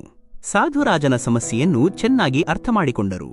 ಅವರು ಹೇಳಿದರು, ರಾಜನ್, ನಿಮ್ಮ ಚಿಂತೆಗೆ ಮೂಲ ಕಾರಣ ರಾಜಪಾಠವೇ ಆಗಿದೆ. ನಿಮ್ಮ ರಾಜಪಾಠವನ್ನು ನಿಮ್ಮ ಮಗನಿಗೆ ನೀಡಿ ಚಿಂತೆ ಮುಕ್ತರಾಗಿರಿ. ಇದಕ್ಕೆ ರಾಜನು ಹೇಳಿದನು, ಗುರುಗಳೇ, ನನ್ನ ಮಗನಿಗೆ 5 ವರ್ಷ. ಆ ಮುಗ್ಧ ಮಗು ರಾಜಪಾಠವನ್ನು ಹೇಗೆ ನಿಭಾಯಿಸಲು ಸಾಧ್ಯ? ಸಾಧು ಹೇಳಿದರು, ಹಾಗಾದರೆ ನಿಮ್ಮ ಚಿಂತೆಯ ಭಾರವನ್ನು ನನಗೆ ಒಪ್ಪಿಸಿಬಿಡಿ. ರಾಜನು ಸಿದ್ಧನಾದನು ಮತ್ತು ತನ್ನ ರಾಜಪಾಠವನ್ನು ಸಾಧುವಿಗೆ ಒಪ್ಪಿಸಿದನು. ಇದರ ನಂತರ ಸಾಧು ಕೇಳಿದರು, ಈಗ ನೀವು ಏನು ಮಾಡುವಿರಿ? ರಾಜನು ಹೇಳಿದನು, ಈಗ ಯಾವುದಾದರೂ ವ್ಯವಹಾರವನ್ನು ಮಾಡೋಣ ಎಂದು ಯೋಚಿಸುತ್ತೇನೆ. ಆದರೆ ಅದಕ್ಕಾಗಿ ಹಣದ ವ್ಯವಸ್ಥೆಯನ್ನು ಹೇಗೆ ಮಾಡುವಿರಿ? ಈಗ ರಾಜಪಾಠ ನನ್ನದು. ರಾಜಕೋಶದ ಹಣದ ಮೇಲೆ ಸಹ ನನ್ನದೇ ಅಧಿಕಾರವಿದೆ. ರಾಜನು ಉತ್ತರ ನೀಡಿದನು, ಹಾಗಾದರೆ ನಾನು ಯಾವುದಾದರೂ ನೌಕರಿ ಮಾಡುತ್ತೇನೆ. ಇದು ಸರಿ. ಆದರೆ ಒಂದು ವೇಳೆ ನಿಮಗೆ ಕೆಲಸವನ್ನೇ ಮಾಡಬೇಕಾಗಿದ್ದರೆ ಬೇರೆ ಎಲ್ಲಿಯೂ ಹೋಗುವ ಅವಶ್ಯಕತೆ ಇಲ್ಲ. ಇಲ್ಲಿಯೇ ಕೆಲಸ ಮಾಡಿ. ನಾನು ಸಾಧು. ನಾನು ನನ್ನ ಕುಟೀರದಲ್ಲಿಯೇ ಇರುತ್ತೇನೆ. ನೀವು ರಾಜಮಹಲದಲ್ಲಿಯೇ ಇದ್ದು ನನ್ನ ಪರವಾಗಿ ಈ ರಾಜಪಾಠವನ್ನು ನಿಭಾಯಿಸಿ. ರಾಜನು ಸಾಧುವಿನ ಮಾತನ್ನು ಒಪ್ಪಿಕೊಂಡನು ಮತ್ತು ಸಾಧುವಿನ ಕೆಲಸವನ್ನು ಮಾಡುತ್ತಾ ರಾಜಪಾಠವನ್ನು ನಿಭಾಯಿಸಲು ಪ್ರಾರಂಭಿಸಿದನು. ಸಾಧು ತಮ್ಮ ಕುಟೀರಕ್ಕೆ ತೆರಳಿದರು. ಕೆಲವು ದಿನಗಳ ನಂತರ ಸಾಧು ಮತ್ತೆ ರಾಜಮಹಲಕ್ಕೆ ಬಂದರು ಮತ್ತು ರಾಜನನ್ನು ಭೇಟಿಯಾಗಿ ಕೇಳಿದರು, ಹೇಳಿ ರಾಜನ್, ಈಗ ನಿಮಗೆ ಹಸಿವಾಗುತ್ತದೆಯೇ ಅಥವಾ ಇಲ್ಲವೇ? ಮತ್ತು ನಿಮ್ಮ ನಿದ್ರೆಯ ಸ್ಥಿತಿ ಏನಾಗಿದೆ? ಗುರುಗಳೇ, ಈಗ ನಾವು ಚೆನ್ನಾಗಿ ಊಟ ಮಾಡುತ್ತೇವೆ ಮತ್ತು ಗಾಢನಿದ್ರೆಯನ್ನು ಸಹ ಮಾಡುತ್ತೇವೆ ಎಂದು ರಾಜನು ತನ್ನ ಸ್ಥಿತಿಯನ್ನು ಹೇಳಿ ಪ್ರಶ್ನೆಯನ್ನು ಕೇಳಿದನು. ಮೊದಲು ನಾವು ರಾಜಪಾಠದ ಕಾರ್ಯವನ್ನೇ ಮಾಡುತ್ತಿದ್ದೆವು, ಈಗಲೂ ಮಾಡುತ್ತಿದ್ದೇವೆ. ಹಾಗಾದರೆ ಈ ಬದಲಾವಣೆ ಹೇಗಾಯಿತು? ಇದು ನಮ್ಮ ತಿಳುವಳಿಕೆಗೆ ಮೀರಿದೆ. ಸಾಧು ನಗುತ್ತಾ ಹೇಳಿದರು, ರಾಜನ್, ಮೊದಲು ನೀವು ಕೆಲಸವನ್ನು ಒಂದು ಭಾರವನ್ನಾಗಿ ಮಾಡಿಕೊಂಡಿದ್ದಿರಿ ಮತ್ತು ಆ ಭಾರವನ್ನು ಪ್ರತಿ ಸಮಯದಲ್ಲಿ ನಿಮ್ಮ ಮನಸ್ಸಿನ ಮೇಲೆ ಹೊತ್ತಿದ್ದಿರಿ. ಆದರೆ ರಾಜಪಾಠವನ್ನು ನನಗೆ ಒಪ್ಪಿಸಿದ ನಂತರ ನೀವು ಎಲ್ಲಾ ಕಾರ್ಯಗಳನ್ನು ನಿಮ್ಮ ಕರ್ತವ್ಯವೆಂದು ಭಾವಿಸಿ ಮಾಡುತ್ತಿದ್ದೀರಿ. ಆದ್ದರಿಂದ ನೀವು ಚಿಂತೆಯಿಂದ ಮುಕ್ತರಾಗಿದ್ದೀರಿ. ಆತ್ಮೀಯರೇ, ಈ ಕಥೆಯಿಂದ ನಮಗೆ ಈ ಪಾಠವು ಸಿಗುತ್ತದೆ. ಜೀವನದಲ್ಲಿ ನಾವು ಯಾವುದೇ ಕೆಲಸವನ್ನು ಮಾಡಿದರೂ ಅದನ್ನು ನಮ್ಮ ಕರ್ತವ್ಯವೆಂದು ಭಾವಿಸಿ ಮಾಡಬೇಕು, ಹೊರತು ಭಾರವೆಂದು ಭಾವಿಸಬಾರದು. ಇದೇ ಚಿಂತೆಯಿಂದ ದೂರವಿರಲು ಇರುವ ಏಕೈಕ ಮಾರ್ಗ. ಆದ್ದರಿಂದ ನನ್ನ ಪ್ರೀತಿಯ ಜೀವಗಳೇ, ನಾವು ನಿಮಗೆ ಹೇಳುತ್ತೇವೆ, ಈ ದಿವ್ಯಜ್ಞಾನದ ವಿಡಿಯೋದಲ್ಲಿ ನಾವು ಕೇವಲ ಸತ್ಯದ ಒಂದು ಭಾಗವನ್ನು ಮಾತ್ರ ನಿಮಗೆ ಹೇಳಿದ್ದೇವೆ. ಒಂದು ವೇಳೆ ಈ ವಿಡಿಯೋದಿಂದ ನೀವು ಏನನ್ನಾದರೂ ಕಲಿತಿದ್ದರೆ ದಯವಿಟ್ಟು ಕಾಮೆಂಟ್ಗಳಲ್ಲಿ ಜೈ ಶ್ರೀ ರಾಧಾಕೃಷ್ಣ ಎಂದು ಬರೆಯಿರಿ ಮತ್ತು ವಿಡಿಯೋವನ್ನು ಲೈಕ್ ಮಾಡಿ ಮತ್ತು ಹಂಚಿಕೊಳ್ಳಿ. ಹಾಗೆಯೇ ನಮ್ಮ ಗೀತಾಸಾರ ಚಾನೆಲ್ ಅನ್ನು ಸಬ್ಸ್ಕ್ರೈಬ್ ಮಾಡಿ ಮತ್ತು ಬೆಲ್ ನೋಟಿಫಿಕೇಶನ್ ಐಕಾನ್ ಅನ್ನು ಎಲ್ಲಾ ಆಲ್ ಮೇಲೆ ಆಯ್ಕೆ ಮಾಡಿ. ನಾವು ಮುಂದಿನ ದಿವ್ಯ ವಿಡಿಯೋದಲ್ಲಿ ನಿಮ್ಮನ್ನು ಭೇಟಿಯಾಗುತ್ತೇವೆ. ಅಲ್ಲಿಯವರೆಗೆ ನಿಮ್ಮ ಬಗ್ಗೆ ನೀವು ಗಮನವಿಡಿ. ನಿಮ್ಮೆಲ್ಲರಿಗೂ ನಮ್ಮ ಶುಭ ಹಾರೈಕೆಗಳು. ಧನ್ಯವಾದಗಳು. ಜೈ ಶ್ರೀಕೃಷ್ಣ.